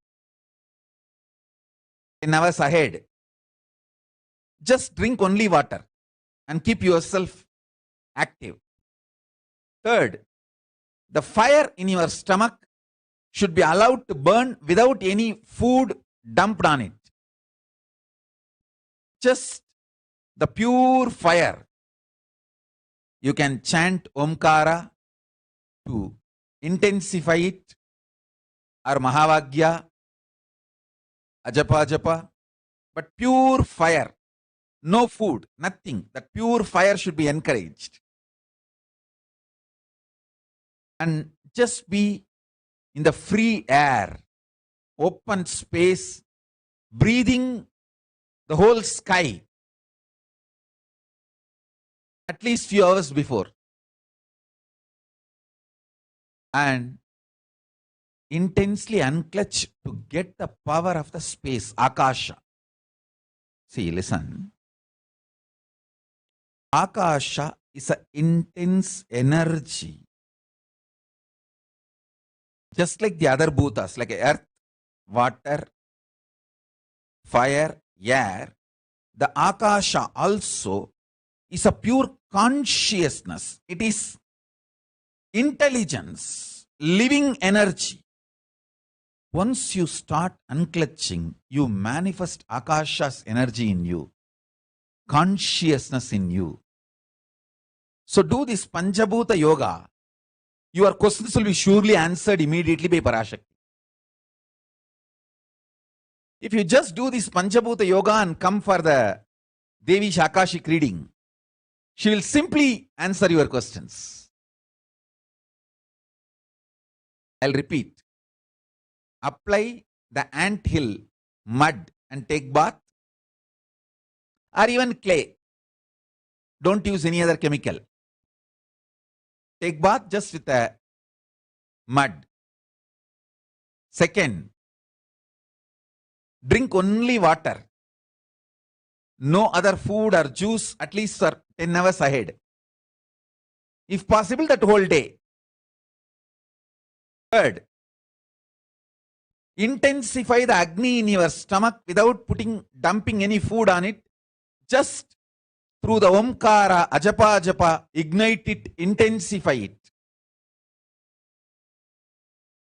Fourth, walk around and breathe in an open space at least for a few hours before. Fifth, try to unclutch as intensely as possible to receive the Akasha energy, Chitambara, that energy of cosmic space. With this Panchabhuta Yoga, come to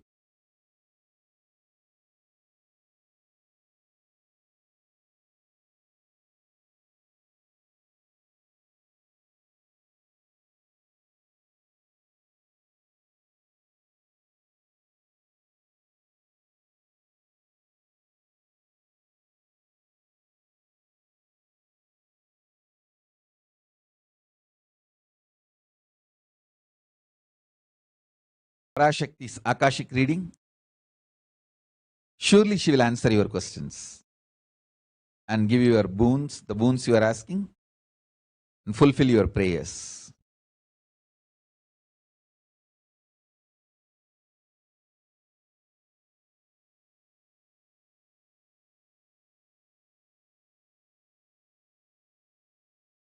Panchabhuta Yoga will make you receive this ParaShakti's energy, will prepare you to receive the ParaShakti's energy.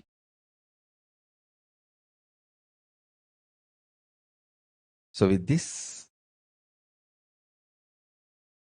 I bless you all. Let's all radiate with integrity, authenticity, responsibility, enriching, causing, living Shuddhatvaita Saivam, the state, space, powers, being, superconsciousness, and Kailasa of Paramashiva.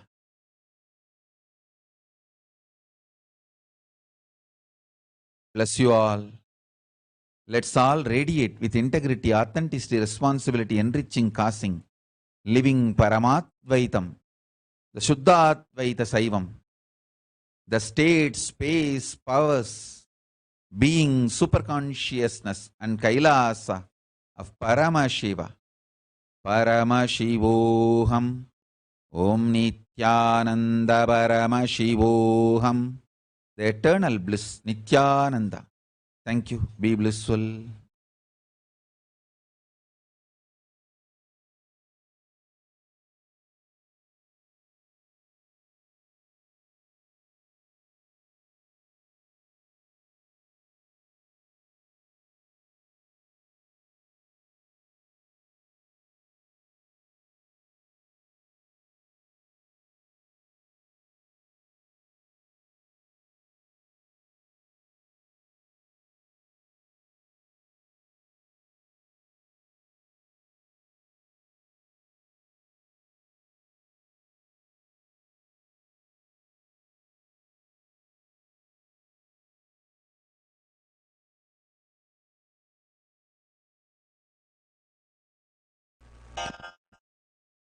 श्रीकैलासपादशान्तश्यामलापीठारूढ श्रीमीनाक्षिसुन्दरेश्वरा भिन्नस्वरूप परशिवपुत्ररत्न Kumar गुरुमण्यतुल्यावतार श्रीपार्वतीस्तन्यपानलब्धदिव्यज्ञान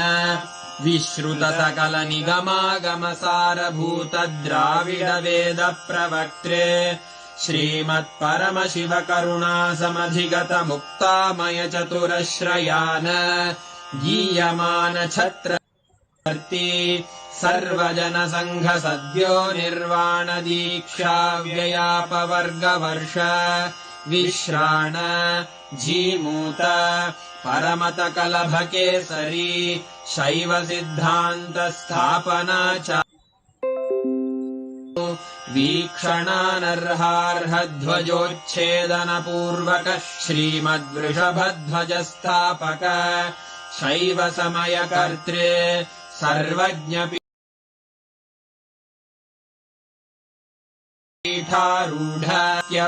सर्वज्ञपीठारूढत्यवाचकस्वामिनाम् अवतारभूत श्रीज्ञा